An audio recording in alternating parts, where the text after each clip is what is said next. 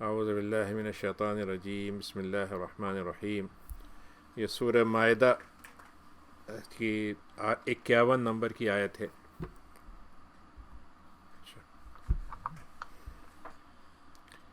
کہ یا ایہا الذین آمنوا لا تتخذوا الیہود والنصارى اولیاء، اے ایمان والو یہودیوں کو اور عیسائی کو، یہودی کو اور عیسائی کو اپنا قلبی دوست، دل کا دوست یا رازدار دوست نہ بناؤ، رازداری کے جاننے والا، اندر کے رازوں کے جاننے والا دوست نہ بناؤ۔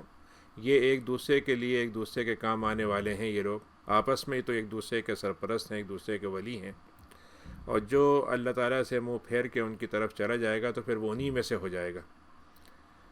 اللہ تعالیٰ جو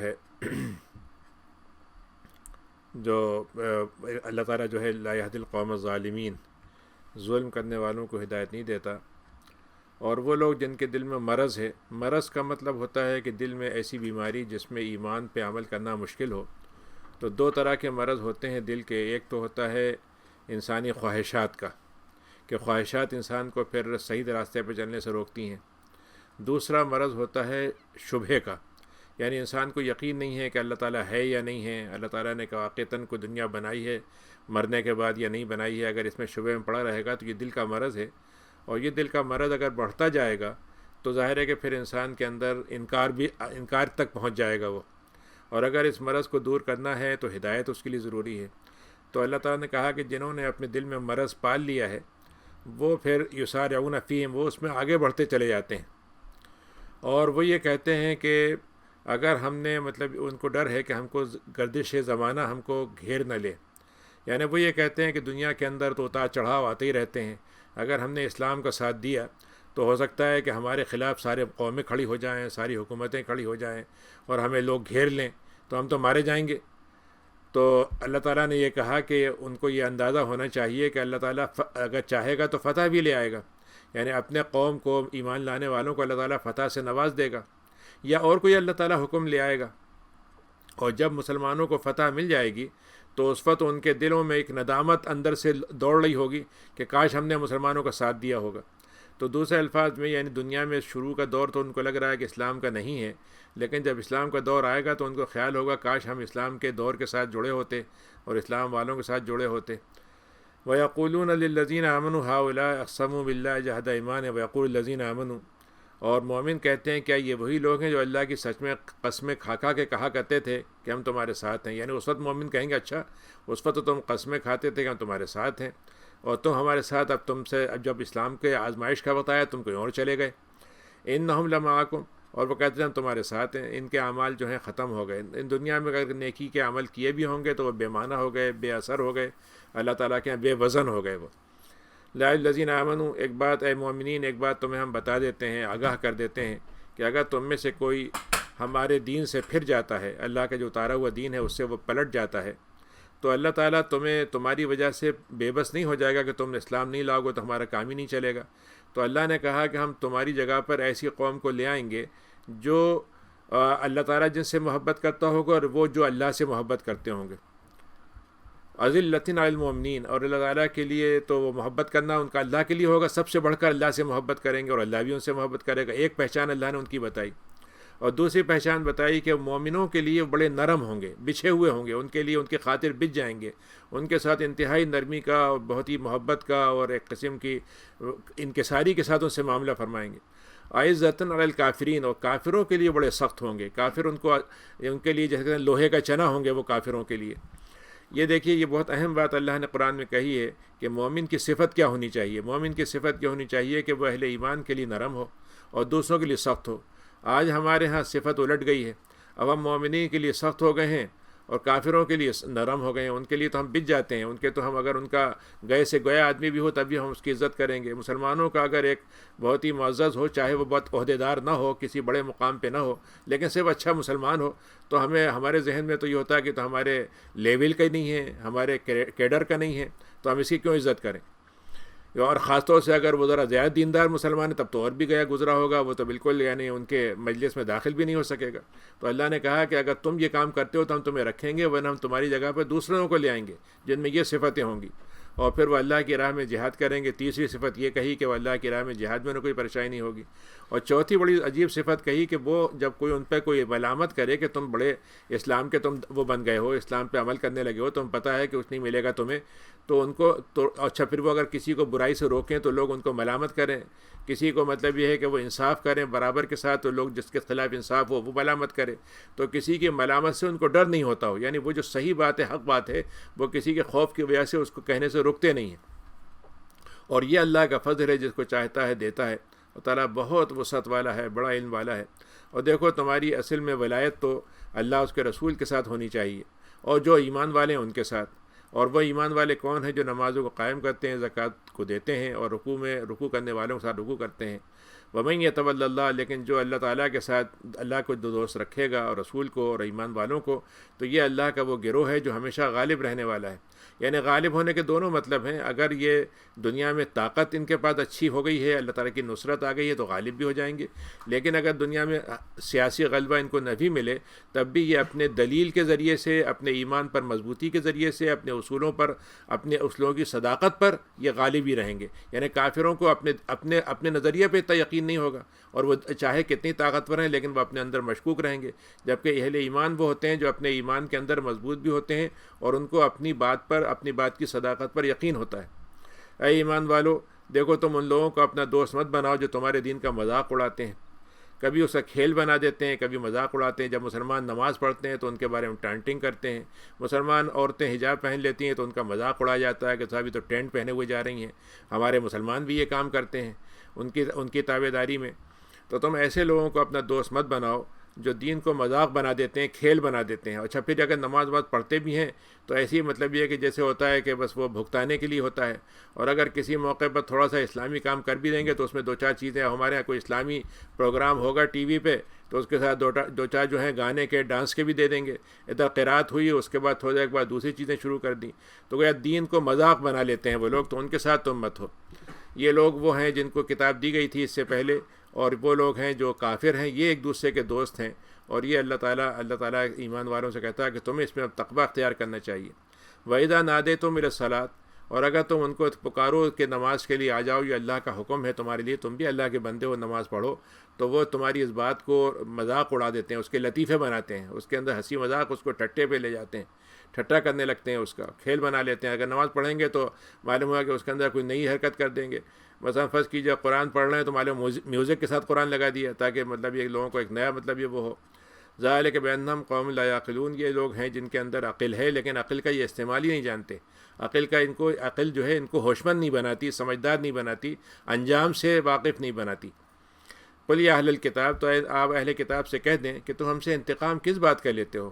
اتنا ہی تو ہے کہ ہم ایمان لائیں اللہ پر، تمہیں بھی ایمان لانا چاہیے تھا، اور ہم تو اس بات پر بھی ایمان لاتے ہیں جو ابھی ہمارے نبی پہ آئی ہے اور جو اس سے پہلے نبیوں پہ اتری تھی۔ لیکن اصل مسئلہ یہ ہے کہ تم ہم سے انتقام یوں لینا چاہتے ہو کہ تم خود بگاڑ میں پڑ گئے ہو، گناہوں میں پڑ گئے ہو، تو تمہیں اچھے لوگ برے لگتے ہیں۔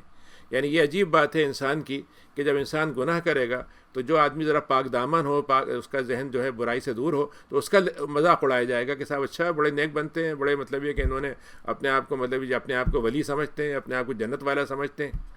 قل هل انبئکم، تو اے نبی آپ فرما دیں ان سے کیا میں تمہیں ایک بات نہ بتلا دوں جو اللہ کے ہاں جس کا بدلہ جو ہے بدترین ہوگا۔ وہ کیا بدلہ ہے اللہ کے پاس ایسے لوگوں کے لیے؟ من لعنہ اللہ، یہ بدلہ یہ ہے کہ اللہ تعالیٰ ان پہ لعنت بھیج دے اور ان پہ غصہ ہو جائے، اور پھر یہ تک ہو سکتا ہے کہ ان کی شکلیں بندر کی طرح اور سور کی بنا دے، وعبد الطاغوت، اور وہ شیطان کی غلامی میں پڑ جائیں، شیطان اور شیطان کے ماننے والوں کی غلامی میں پڑ جائیں۔ تو بندر اور خنزیر کے تو باقاعدہ سزائیں جو ہیں یہودیوں کو دی گئی تھیں، لیکن دوسری شکل یہ بھی ہے کہ انسان بندر کی صفت اختیار کر لے۔ جیسے بندر ہوتا ہے کہ بس اس کے اندر کوئی سنجیدگی نہیں ہوتی، خنزیر ہوتا ہے کہ وہ گندگی کے سے سب سے قریب ہوتا ہے، اس کے اندر کوئی مطلب نجاست اور طہارت کا کوئی فرق نہیں ہوتا۔ تو دونوں چیزیں ہو سکتی ہیں کہ جسمانی طور پر ایسے ہو جائیں، یا جو مزاج ہوتا ہے ان جانوروں کا وہ اختیار کر لیں، اور پھر یہ کہ اس کے بعد اتنے بگڑتے چلے جائیں کہ انسانیت ان کے یہاں کچھ نہیں رہے، بس جس کی بھی پیروی کرنا ہو، جہاں سے پیسے ملیں، جہاں سے کچھ ان کو تھوڑا سا دو ٹکڑے مل جائیں، اس کی وہ عبادت کرنے لگے۔ اولئک شر مکانا، تو یہ تو اللہ کے ہاں ان کا مقام بہت ہی گرا ہوا ہے، بہت ہی برا مکان ہے، اور یہ سواء السبیل جو سیدھا راستہ ہے اس سے بہت زیادہ بھٹک چکے ہیں۔ وَإِذَا جَاءُوكُمْ، ان کا عجیب رویہ ہوتا ہے اگر مسلمانوں میں تھوڑی سی ان کو مسلمانوں سے کوئی مسلمان ملکوں میں جاتے ہیں اور وہاں پہ معلوم ہے کہ بڑے بڑے ٹھیکے ملیں گے، تو وہاں جا کے یہ کہیں گے بھئی ہم بھی آپ کے ساتھ اسلام لانے والے ہیں، ہم بھی مونوتھیسٹ ہیں، ہم بھی ابراہیمک ریلیجن پہ عمل کرتے ہیں۔ وقد دخلوا بالکفر، حالانکہ وہ کفر میں بالکل داخل ہو چکے ہیں، وہم قد خرجوا، اور وقد خرجوا به، اور وہ داخل ہو چکے ہیں کفر سے، اور اس کے ساتھ ساتھ کفر سے نکل کے ایمان سے نکلتے چلے جا رہے ہیں، اور وہ نکلے چلے جا رہے ہیں۔ واللہ اعلم بما كانوا یکتمون، اللہ تعالیٰ ان کی ہر بات کو جو چھپاتے ہیں خوب جانتا ہے۔ یعنی ان کا معاملہ یہ ہے کہ یہ کفر میں داخل ہو چکے ہیں، تو اگر نکلتے بھی ہیں کفر سے تو کفر کی طرف ہی جاتے ہیں۔ یعنی انسان نکلے کفر سے تو ایمان کی طرف آئے، لیکن ایمان کی طرف نہیں جاتے، بلکہ داخل ہوئے تو کفر میں اور نکلے تو کفر میں۔ وَتَرَىٰ كَثِيرًا مِّنْهُمْ، اور ان میں سے آپ بہت سو کو دیکھیں گے اے نبی، آپ دیکھیں گے کہ وہ گناہ میں لپک کے کرتے ہیں، بہت ہی بڑھ کے کرتے ہیں، یعنی ان کے اندر ذرا سا ٹھہر جائیں، کچھ سوچیں کہ یہ اچھا کام ہے کہ نہیں ہے، مجھے نہیں کرنا چاہیے، نہیں، بالکل اس میں مطلب بھاگے چلے جاتے ہیں اور سرکشی میں آگے بڑھ جاتے ہیں، اور حرام کھانے میں ان کو کوئی پریشانی نہیں ہوتی۔ کتنے برے کام ہیں جو یہ کرتے ہیں۔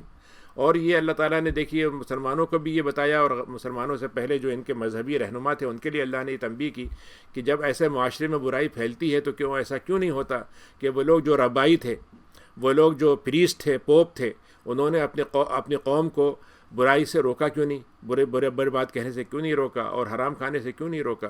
یہ کتنی بری بات کرتے تھے، کتنا برا طریقہ اختیار کرتے تھے۔ اور یہی ظاہر ہے کہ انسان کے لیے علماء کی اہمیت یہی ہے کہ اگر وہ خود برائی میں پڑ جائیں تو پھر ان کی اہمیت ختم ہو جائے گی، لیکن اگر علماء صحیح ہیں تو ان کو چاہیے کہ خود بھی ٹھیک ہوں اور اس کے بعد دوسروں کو بھی ٹھیک بات کی طرف بلائیں، ورنہ اللہ تعالیٰ جو ہے ذمہ داری دونوں پہ ڈال دے گا۔ یعنی عوام کی ذمہ داری تو عوام پہ ہوگی، لیکن علماء کی ذمہ داری اپنی بھی ہوگی اور عوام کی دونوں کی ہوگی۔ وقالت الیہود ید اللہ مغلولہ، اور یہودیوں کے اندر شوخی ایسی پیدا ہو گئی ہے اللہ تعالیٰ سے کہ اللہ تعالیٰ جب کہتا ہے صدقہ دو اللہ کے نام سے تو کہتے ہیں کہ اللہ تعالیٰ جو ہے وہ بڑا کنجوس ہے، ہاتھ روک کے رکھتا ہے، اس کے پاس ایک تو کچھ ہے بھی نہیں، دوسرے ہاتھ روکے ہوئے۔ تو اللہ تعالیٰ کہے کہ ان کے ہاتھ جو ہیں بن جائیں اور ان پہ لعنت بھیج دی جائے۔ اللہ تعالیٰ کے دو ہاتھ ہیں اور دونوں ہاتھ پھیلے ہوئے ہیں، یعنی وہ لوٹاتا چلا جاتا ہے، اس کو دینے میں کوئی کمی نہیں ہوتی، جیسے چاہتا ہے خرچ کرتا ہے۔ وَلَا يَزِيدَنَّ كَثِيرًا مِّنْهُمْ، اور ان میں سے آپ دیکھیے گا کہ جو آپ کے رب کی طرف سے نازل کیا گیا ہے ان میں سے بہتوں کو اس سے سرکشی، اس کے اترنے سے اور سرکشی بڑھ جاتی ہے۔ یعنی عجیب بات ہے کہ قرآن اترنے سے تو ہدایت پانے والوں کو تو وہ لو آتا ہے کہ بھائی ہم اس سے محروم تھے، اللہ نے ہمیں کتنا بڑا انعام دے دیا، اور جو کافر ہیں ان کو یہ ہوتا ہے کہ یہ قرآن اور کیوں اتر آیا، یہ حکم کیوں آ گیا، یہ بات کیوں آ گئی، یہ اسلام نے یہ فلاں پابندیاں کیوں لگا دی، تو وہ سرکشی میں اور کفر میں اور بڑھ جاتے ہیں۔ تو اللہ نے کہا کہ ہم نے ان کے درمیان میں ایک بات طے کر دی ہے کہ یہ آپس میں دشمنی ایک دوسرے کی ان کی چلے گی، اور ایک دوسرے سے یہ حسد کریں گے، بغض رکھیں گے، قیامت تک یہ کام رہے گا۔ اور اللہ نے ایک عجیب بات کہی، اور اس کا تجربہ آپ ہر وقت یہاں دیکھ سکتے ہیں، ہمارے قریب کے زمانوں میں ہم دیکھ سکتے ہیں کہ روزانہ پتہ چلتا ہے کہ فلاں قوم سے لڑ پڑے گی، فلاں قوم نے تیاریاں کر لی ہیں، فلاں قوم، اور دونوں کو یہ اسلحہ بیچتے ہیں اور دونوں کو بھڑکاتے ہیں اور دونوں کے درمیان میں وسوسے پیدا کرتے ہیں۔ تو اللہ نے کہا کہ ان کا طریقہ یہ ہے کہ جنگ کی آگ کو بھڑکانا چاہتے ہیں، لیکن اللہ تعالیٰ اس کو بار بار بجھا دیتا ہے۔ یعنی کتنے ہی موقع ہوتے ہیں جب جنگ جو ہے بہت آگے تک جانے کے بعد کہیں نہ کہیں رک جاتی ہے، تو یہ اللہ کی طرف سے ہوتا ہے، ورنہ یہ تو تیار ہیں کہ پوری دنیا کو آگ لگا دیں، اور زمین کے اندر یہ بگاڑ میں دوڑتے چلے جاتے ہیں، بہت آگے تک کوششوں میں لگے رہتے ہیں۔ اللہ تعالیٰ فساد والوں کو پسند نہیں کرتا۔ حالانکہ اللہ نے پھر دیکھیے، اللہ نے پلٹ کے ہدایت کی طرف دعوت دیتے ہوئے کہا کہ اے اہل کتاب، اگر تم ایمان لے آؤ اور تم تقوی اختیار کر لو تو ہم تمہاری برائیوں کو معاف کر دیں گے اور تمہیں جنت میں داخل کر دیں گے۔ یعنی یہ مخاطب ان کو کرتے ہوئے کہا ہے، لیکن کہا اس طرح سے کہ اگر اہل کتاب ایمان لے آئیں اور یہ کام کریں تو ہم ان کو معاف کر دیں گے۔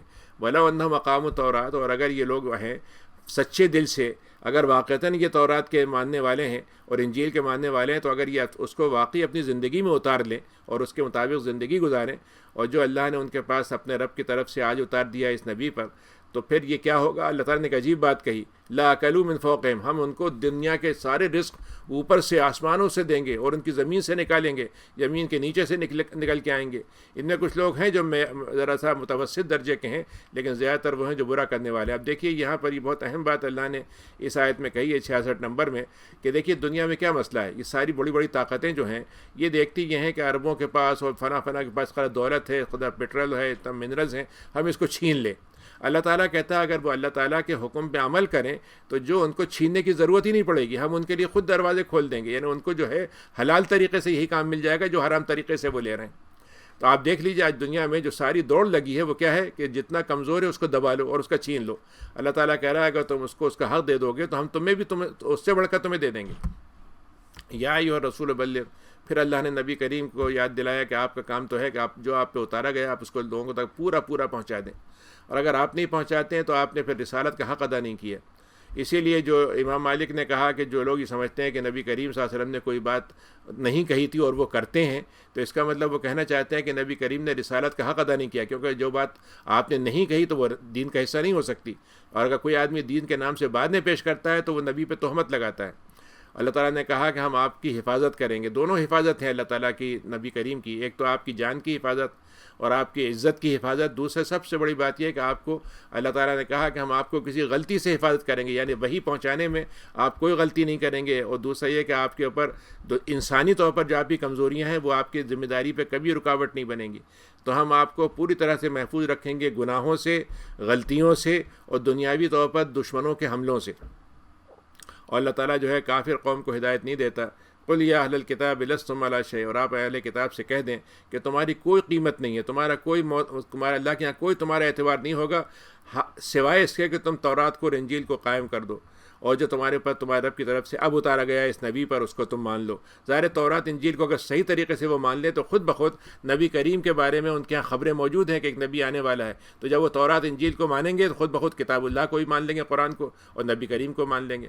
وَلَيَزِيدَنَّ كَثِيرًا مِّنْهُمْ، اور آپ دیکھیں گے ان میں سے اکثر جو ہیں سرکشی پہ بڑھتے چلے جاتے ہیں اور کفر پہ بڑھتے چلے جاتے ہیں، تو آپ مایوس مت ہوں، یعنی آپ اپنے اندر افسوس نہیں کریں ایسے کافر قوم پر، یعنی آپ یہ نہ سوچیں کہ بھائی دیکھو کیا ہوا گیا ان لوگوں کو، اتنے لوگ محروم ہوئے چلے جا رہے ہیں، جنت سے محروم ہو رہے ہیں، اور میں کتنی محنت کر رہا ہوں میری کوشش کام نہیں کر رہی ہے، تو یہ افسوس آپ نہ کریں، یہ تو ان کا اپنا انجام ہے جو وہ خود تیار کر رہے ہیں، آپ اس کے ذمہ دار نہیں ہیں۔ اور وہ لوگ جو ایمان لائے تھے، اور ان میں وہ ایمان لانے والے جب یہودی تھے تو ان کے ایمان لانے والے، اور سابعین ستارہ پرست قوم میں جب ایمان لانے والے ہوتے تھے، اور عیسائی تھے اور عیسائیوں میں ایمان لانے والے جو ہوں گے آخرت پر اور اللہ پر اور نیک عمل کرنے والے، تو ان کے لیے کوئی خوف نہیں ہوگا، کوئی غم نہیں ہوگا۔ یعنی اس کا مطلب یہ ہے کہ ہر دور میں اللہ تعالیٰ کا اصل جو مطلب تھا وہ ایمان تھا، اب اس کا نام وہ ایک زمانے میں یہودیت رکھ دی جائے تو خالی یہودیت کچھ نہیں ہے جب تک کہ اللہ کے ایمان کے طریقے پر وہ لوگ قائم نہ ہوں، یعنی نام رکھ لینا یہودی سے کامیاب نہیں ہوگا، یہودی ایمان والا ہو، صابئی ایمان والا ہو، عیسائی ایمان والا ہو، اللہ پر ایمان رکھتا ہو اور آخرت پر ایمان رکھتا ہو اور نیک عمل کرتا ہو، اور اللہ کے علاوہ جو ایمان ہے دوسرے پہ، مثلا عیسیٰ علیہ السلام کو خدا نہیں بناتا ہو، یعنی اینٹی جو یہ حق ہے، حق کو بھی ایمان رکھے اور حق کے خلاف بھی بات کو نہ مانے، تب بات ہوگی، لیکن معلوم ہے حق کو بھی مانے اور حق کے خلاف بھی مانے تو پھر وہ اس سے نکل جائے گا، تو اس کو کوئی خوف اور کوئی غم نہیں ہوگا۔ اور ہم نے تو بنی اسرائیل سے ان کے انبیاء کے ذریعے سے ہم نے میثاق لیا تھا، یعنی میثاق لیا تھا نبیوں کے ذریعے سے بنی اسرائیل سے، اور ہم نے ان کے بعد رسول پر رسول بھیجتے رہے تھے ہم ان کو، اور ان کا معاملہ یہ ہو گیا تھا کہ جب کوئی رسول ایسا آتا جو ان کی مرضی کی بات نہیں کرتا، جو بات اچھی نہیں لگتی، تو ان میں سے کچھ لوگ تو اس کے قتل کرنے پہ اتر آتے، کچھ جھٹلاتے اس کو نبی کو، اور کچھ تو قتل بھی کرنے پہ اتر آتے۔ وَحَسِبُوا أَلَّا تَكُونَ فِتْنَةٌ، اور یہ ان کو یہ خیال ہی نہیں آتا تھا کہ اگر یہ کام کر رہے ہیں تو اس کی وجہ سے وہ بڑی آزمائش میں پڑیں گے، فَعَمُوا، تو وہ اس طرح سے اندھے ہو گئے، وَصَمُّوا، اور بہرے ہو گئے، لیکن پھر اللہ نے پھر کچھ لوگوں کو ہدایت دی، ثُمَّ عَمُوا، لیکن پھر بھی وہ اس کے بعد پھر گمراہی میں پڑ گئے اندھے بہرے ہو کر، اور واللہ بصیر، اللہ تعالیٰ ان کے عمل کو خوب جاننے والا ہے۔ 72 نمبر کی آیت ہے کہ لقد کفر الذین قالوا، یہ لوگ جو عیسائی ہیں اور عیسیٰ مسیح کو ماننے والے ہیں وہ کفر کے درجے پہ پہنچ گئے، کیونکہ انہوں نے عیسیٰ کو خدا کہہ دیا، انہوں نے کہا کہ اللہ تعالیٰ مسیح ابن مریم ہے، اور مسیح تو وہ تھے جو بنی اسرائیل میں ہم نے جن کو بھیجا تھا، انہوں نے کیا کہا تھا، اے بنی اسرائیل، اللہ کی میرا رب ہے، تمہارا رب ہے، اس کی عبادت کرو، اور انہوں نے یہ تک کہا تھا کہ جو اللہ کے ساتھ شرک کرے گا اس کو اللہ تعالیٰ جنت سے محروم کر دے گا اور اس کا ٹھکانہ جہنم ہوگا، اور جو ظلم کرنے والے ہیں ان کی کوئی مددگاری کہیں سے نہیں آ سکتی۔ لقد کفر الذین قالوا، اور وہ لوگ جو یہ کہتے ہیں کہ اللہ ایک نہیں تین ہیں، تو وہ کفر کرتے ہیں، اللہ تعالیٰ تو صرف ایک ہے۔ اب ان لم ینتہوا، اگر وہ اب بھی اس بات سے نہیں رک جاتے ہیں جو وہ کہہ رہے ہیں، تو ان کو بہت بڑا کفر کا عذاب، ان کو بہت دردناک عذاب ان کے کفر کی وجہ سے ان کو لگ جائے گا، ان کو گھیر لے گا۔ افلا یتوبون الی اللہ، ایسا کیوں نہیں ہوتا کہ وہ اللہ سے توبہ کر لیں اور اللہ سے مغفرت مانگ لیں، اللہ تعالیٰ تو بہت معاف کرنے والا ہے۔ اب مل مسیح ابن مریم اللہ رسول، سنو مسیح کی حیثیت تمہیں ہمیں بتاتے ہیں، حقیقت کیا ہے۔ مسیح ابن مریم جو تھے وہ اللہ کے رسول تھے، اور اس سے پہلے بھی بہت سے رسول گزر چکے ہیں، اور ان کی والدہ جو تھیں مریم وہ بڑی صدیق تھیں۔ صدیق کا مطلب یہ ہے کہ اللہ تعالیٰ کی ایک ایک بات کی سچے دل سے تصدیق کرنے والی تھیں، اور یہ دونوں کھانا کھاتے تھے. کانا یاکلان طعام، یہ کیا مطلب ہے؟ اگر وہ خدا ہوتے تو کیوں کھانا کھاتے؟ یعنی اگر مریم اور عیسیٰ خدا ہیں تو خدا تو نہیں کھانا کھاتا، خدا کو کھانے کی ضرورت نہیں ہے. تو اللہ نے جب یہ کہا کہ وہ کھانا کھاتے تھے تو اس سے ثابت ہوا کہ وہ انسان تھے. انظر کیف نبین، دیکھیے ہم آپ کو کیسی کیسی نشانیاں کھول کھول کے بتاتے ہیں، لیکن پھر بھی وہ جو ہے وہ بہتان پہ بہتان جو ہیں وہ باندھے چلے جاتے ہیں اور اسی میں اندھے بہرے ہو جاتے ہیں. قل اتعبدون من دون اللہ، اے لوگوں ذرا سوچو تو، تم اللہ کو چھوڑ کر کسی کی عبادت کرتے ہو جو تمہیں نہ تو نقصان پہنچا سکتا نہ نفع پہنچا سکتا. یعنی اگر وہ نفع پہنچائے گا تو اللہ کے حکم سے، نقصان پہنچائے گا تو اللہ کے حکم سے. اگر اللہ تعالیٰ نفع پہنچانا چاہے تو وہ نقصان مطلب وہ ہٹا نہیں سکتا، اللہ تعالیٰ نقصان پہنچانا چاہے تو اس کو ہٹا نہیں سکتا. اللہ تعالیٰ جو سننے والا ہے، جاننے والا. یا اہل الکتاب، یہ پھر دوبارہ اللہ نے یہ بات کہی کہ اے اہل کتاب، دیکھو دین کے اندر حد سے زیادہ مت بڑھ جاؤ، آگے مت بڑھ جاؤ حد سے، جتنی گنجائش ہے، جتنا راستہ بتایا اس سے آگے مت بڑھ جاؤ بغیر حق کے. ولا تتبعوا هوا قوم، اللہ تعالیٰ نے کہا کہ تم ان لوگوں کی خواہشات کو مت چلو جو تم سے پہلے تھیں، وہ بھٹک گئی تھیں، اور وہ بھی بھٹکے اور تم کو بھی بھٹکا دیں گے، اور تم بھٹکو گے تو اللہ کے راستے سے نکل جاؤ گے. تب یہ دیکھیے عیسیٰ علیہ السلام کے بارے میں جو انہوں نے تصور لیا ہے، اگر آپ دیکھیں گے تو گریک فلسفی موجود ہے، ان کے ہاں بھی مطلب یہ خدا ہے، خدا کا بیٹا ہے، خدا کی بیٹیاں ہیں، خدا کے بیوی ہے. وہی چیز انہوں نے اپنے ہاں مطلب یہ ہے کہ اسی لیے جب رومن زمانے میں یہ رومن جو تھے مشرک تھے، جب یہ مسلمان عیسائی ہوئے تو ان کی خاطر انہوں نے اپنے بہت سی چیزیں جو ہیں وہ ان کے مذہب کی اپنے عیسائی رنگ میں رنگ دی. تو اللہ تعالیٰ نے یہاں پہ بہت اہم بات کہی ہے کہ جن باتوں کو بھٹک کر پچھلی قومیں بھٹک گئی تھیں، تم انہی باتوں کو اپنے ناموں سے، نئے ناموں سے اختیار مت کر لو. مثلا فرض کیجیے ہمارے مسلمانوں میں اگر ہم ایسی کوئی کسی کے ہاں سے بات لے لیں جو شرک کی ہو اور ہم کہے صاحب یہ تو ہمارے یہاں جائز ہے، تو سوال یہ کہ اسلامی شرک ہو یا غیر اسلامی شرک ہو، شرک تو شرک ہی رہے گا. لعن الذین کفروا من بنی اسرائیل، پھر اللہ تعالیٰ نے ایک اور بات بتائی کہ ہماری طرف سے جنہوں نے بنی اسرائیل کو یعنی یہ کہہ دیا گیا تھا انبیاء سے کہ تم ان لوگوں پہ لعنت بھیج دو جو کفر کرتے ہیں. تو داؤد نے اس بات کی لعنت بھیجی، عیسیٰ ابن مریم نے لعنت بھیجی، اور اس لیے کہ وہ نافرمانی کرتے تھے اور آگے بڑھتے چلے جاتے تھے. اور اگر ان کو منکر سے روکا جاتا تھا تو روکتے نہیں تھے، اور روکتے بھی نہیں تھے لوگوں کو، خود بھی کرتے تھے اور لوگوں کو روکتے بھی نہیں تھے. لبئس ما کانوا یفعلون، اتنی بری بات ہے جو یہ کرتے تھے. یعنی حدیث میں آتا ہے کہ ایک آدمی ایک برا کام کرتا تھا، ایک دن آدمی اس کو روکتا تھا، اگلے دن جو ہے وہ پھر برا کام کرتا تھا، لیکن اس دن وہ اس کے ساتھ بیٹھ کے شریک ہو جاتا تھا. تو اللہ نے کہا کہ جو لوگ منکر کے ساتھ شریک ہو جاتے ہیں وہ تو اور بھی برا کرتے ہیں کہ روکتے روکتے خود ہی شریک ہو گئے. ترا کثیر منہم یتولون الذین کفروا، آپ ان میں سے بہت سو کو دیکھیں گے کہ وہ تو آپ کو تو پسند نہیں کریں گے، آپ کے ساتھ آنے میں پریشانی ہوگی ان کو، لیکن کافروں کے ساتھ دوستی بہت بڑھا لیں گے، ان کے ساتھ بڑے جڑ جائیں گے وہ. لبئس ما قدمت لہم، کتنی بری بات ہے جو انہوں نے اپنے لیے آگے بھیجی ہے. آگے بھیجی کا مطلب یہ کہ اپنے دنیا کی زندگی کے بعد جو اگلی زندگی ہے اس کے لیے جو عمل انہوں نے بھیجا ہے وہ تو بہت ہی برا عمل ہے. وہاں تو وہ اللہ تعالیٰ کی اس سے ناراضگی ہی ان کو ملے گی اور عذاب میں ہمیشہ رہیں گے. ولو کانوا یؤمنون باللہ، حالانکہ اگر یہ اللہ پر ایمان لے آتے، نبی پر ایمان لے آتے، اور جو نبی پر اتارا گیا اس کو لے آتے، تو پھر اس کے بعد ان کو اور اپنے اللہ کے علاوہ متخذوا من اولیاء، تو ما انزل علیہم متخذوا من اولیاء، کہ اگر وہ اس کی طرف جو نازل کیا گیا ہے اور ان دوست نہ بناتے تو ان میں سے جو ہے اکثر نافرمان ہیں. یعنی اللہ تعالیٰ کہتا ہے کاش ایسا ہوتا کہ یہ لوگ جو ہیں ان پر رسول پر ایمان لے آتے، لیکن انہوں نے تو کیا کیا، ان لوگوں کو دوست بنا لیا جو کافر تھے اور فسق میں پڑھتے چلے گئے. لَتَجِدَنَّ أَشَدَّ النَّاسِ عَدَاوَةً، یہ بہت اہم آیت ہے کہ اللہ تعالیٰ نے اس کے اندر عجیب بات بتائی ہے، 82 آیت ہے یہ، کہ تم دیکھو گے کہ مسلمانوں سے دشمنی میں سب سے بڑھ کر ہوتے ہیں یہودی اور مشرک، یہ سب سے بڑھ کر ہوتے ہیں. اور تم دیکھو گے کہ تم سے مسلمانوں سے قربت میں اور قریب ہونے میں اور اچھے معاملہ کرنے میں تم دیکھو گے کہ جو لوگ اپنے آپ کو عیسائی کہتے ہیں. کیونکہ اس لیے کہ ان کے ہاں جو عیسائیت میں جو مذہب ہے وہ چونکہ مرسی کا ہے، رحمت کا ہے، اور یہ پڑوسی کے ساتھ حقوق کا ہے، تو اس کی وجہ سے ان کے جو پادری ہیں وہ بھی بڑے نرم دل ہوتے ہیں، اور جو ان کے راہب ہوتے ہیں دنیا تارک دنیا ہوتے ہیں، اور یہ تکبر نہیں کرتے. تو اللہ تعالیٰ نے کہ دیکھیے کتنی اہم بات بتائی ہے. اور آج بھی ہم دیکھتے ہیں کہ مسلمانوں کا جتنا تعلقات عیسائی ملکوں سے ہوتا ہے دوسروں سے کم ہوتا ہے، اور جتنے تکلیفیں ان کو دوسروں سے پہنچتی ہیں اس کے مقابلے میں ان سے کم پہنچتی ہے. حالانکہ مسلمانوں سے عیسائیوں کی جنگیں ہوئی ہیں، صلیبی دور گزرا ہے، آج بھی مطلب بہت سی جنگیں ہوتی ہیں جہاں مسلمانوں کے خلاف یہ طاقتیں ہیں. لیکن آپ بھی دیکھیے گا کہ ایک عام طور سے مسلمانوں کے خلاف ان کے اندر نفرت کا وہ رویہ نہیں ہوتا ہے جو مثلا یہودیوں میں ہوتا ہے. کیوں ہوتا ہے؟ اس لیے کہ یہودیوں کو یہ خیال ہے کہ ہماری نبوت انہوں نے چھین لی اور ہمارا جو مقام تھا اللہ کے یہاں وہ چھین لیا ہے، تو وہ ان کے اندر کیا ہے، انتقام ہے. عیسائی جو ہیں ان کے اندر ایک قسم کی وہ تو ہے گمراہی، اور ان کے اندر خرابی بھی ہے، لیکن ان کے اندر چونکہ وہ دنیا کی انسانیت کی خدمت کرتے ہیں، ہیومن رائٹس کی عزت کرتے ہیں، اس کے علاوہ دوسرے کے دنیا کے دوسرے لوگوں کے ساتھ بھی اپنے دوستی بناتے ہیں، تو اس کی وجہ سے وہ اسلام سے وہ دشمنی نہیں کرتے۔ جہالت کی بنیاد پر دشمنی کریں، ناواقفیت کی بنیاد پہ کریں، یا غلط معلومات کی بنیاد پہ کریں جیسے میڈیا کروا دیتا ہے، وہ ایک الگ چیز ہے، لیکن اندر سے ان کے اندر اسلام سے ایک قسم کا قربت ہوتی ہے۔ وَإِذَا سَمِعُوا، پھر اس پہ اللہ تعالیٰ نے کچھ ایسے اہل کتاب کا تذکرہ کیا ہے کہ جو اسلام لاتے ہیں تو ان کی کیفیت کیا ہوتی ہے۔ یہ 7واں سپارہ شروع ہو رہا ہے، 83 نمبر کی آیت ہے۔ وَإِذَا سَمِعُوا إِلَىٰ مَا أُنزِلَ، اور وہ لوگ جب اللہ تعالیٰ کی بات جب ان کے سامنے پڑھی جاتی ہے، جب اس کو سنتے ہیں تو اتنا ان پہ اثر ہوتا ہے کہ ان کی آنکھوں سے آپ آنسو بہتے ہوئے دیکھیں گے، اور ان کو یہ لگتا ہے کہ یہ تو حق ہے جو ہم نے آج پہچان لیا، اور پھر وہ یہ کہتے ہیں کہ اللہ ہم ایمان لاتے ہیں اور آپ ہمیں شاہدین کے ساتھ جمع کر لیں، شہادت دینے والوں میں شامل کر لیں۔ اب دیکھیے یہاں کتنے ہی لوگ ہوتے ہیں جب مسلمان ہوتے ہیں تو ان کی کیفیت آپ دیکھیے، جب وہ کلمہ شہادت ادا کرتے ہیں تو ان کے اوپر کیا کیفیت طاری ہوتی ہے۔ ایسا محسوس ہوتا ہے کہ جیسے نئی زندگی نئی مل گئی، ان کو ایمان کی کیفیت ان کو ایسی مل گئی دنیا میں کہیں سے نہیں مل سکتی تھی۔ اور وہ یہ کہتے ہیں کہ ایسا کیوں نہیں ہوگا کہ ہم ایمان نہ لائیں، ہمیں تو لانا چاہیے، ہمیں تو پہلے سے ہم اس ایمان کے منتظر تھے، اور اللہ تعالیٰ نے جب ہم کو حق بھیجا ہے تو ہم ضرور لیں گے، ونت ماؤ۔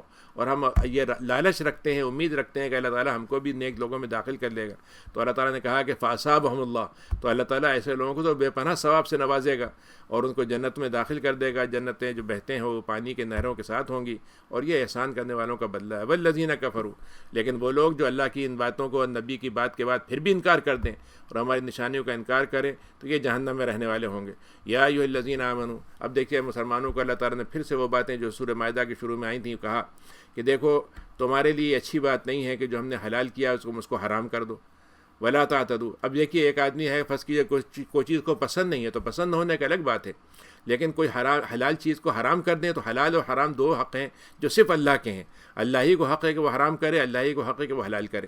تو ہمارے لیے یہ نہیں ہے کہ ہم پاک چیز کو، اللہ نے کہا کہ تم ناپاک چیز کو حرام کرو، ہم بھی کرتے ہیں، لیکن اپنی حد سے تم آگے مت بڑھو۔ اللہ تعالیٰ حد سے بڑھنے والوں کو پسند نہیں کرتا۔ اور جو کچھ اللہ نے تم کو رزق دیا ہے حلال اور طیب ہے، اس کو تم کھاؤ، اللہ سے تقوی اختیار کرو اگر تم ایمان رکھتے ہو۔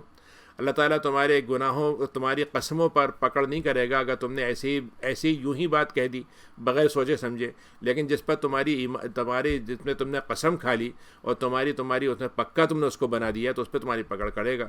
تو اگر تم نے قسم کھا لی ہے تو یا تو اس کو پورا کرو، اگر نہیں پورا کرتے ہو تو اس کا کفارہ کیا ہے کہ 10 مسکینوں کا کھانا کھلاؤ، ایک متوسط درجے کا کھانا جو تم عام طور سے اپنے گھر والوں کو کھلاتے ہو، ایوریج کھانا، یا پھر ان کے کپڑے دے دو ان کو، یا پھر ایک غلام آزاد کرو۔ اگر تم یہ کام نہیں کر سکو تو پھر 3 دن کے روزے رکھو، اور یہ تمہاری ایسی قسموں کا کفارہ ہے جو تم قسم کھا لو اور اس کو تم توڑ دو دوسرے الفاظ میں، اور دیکھو اپنی قسموں کی حفاظت کرو۔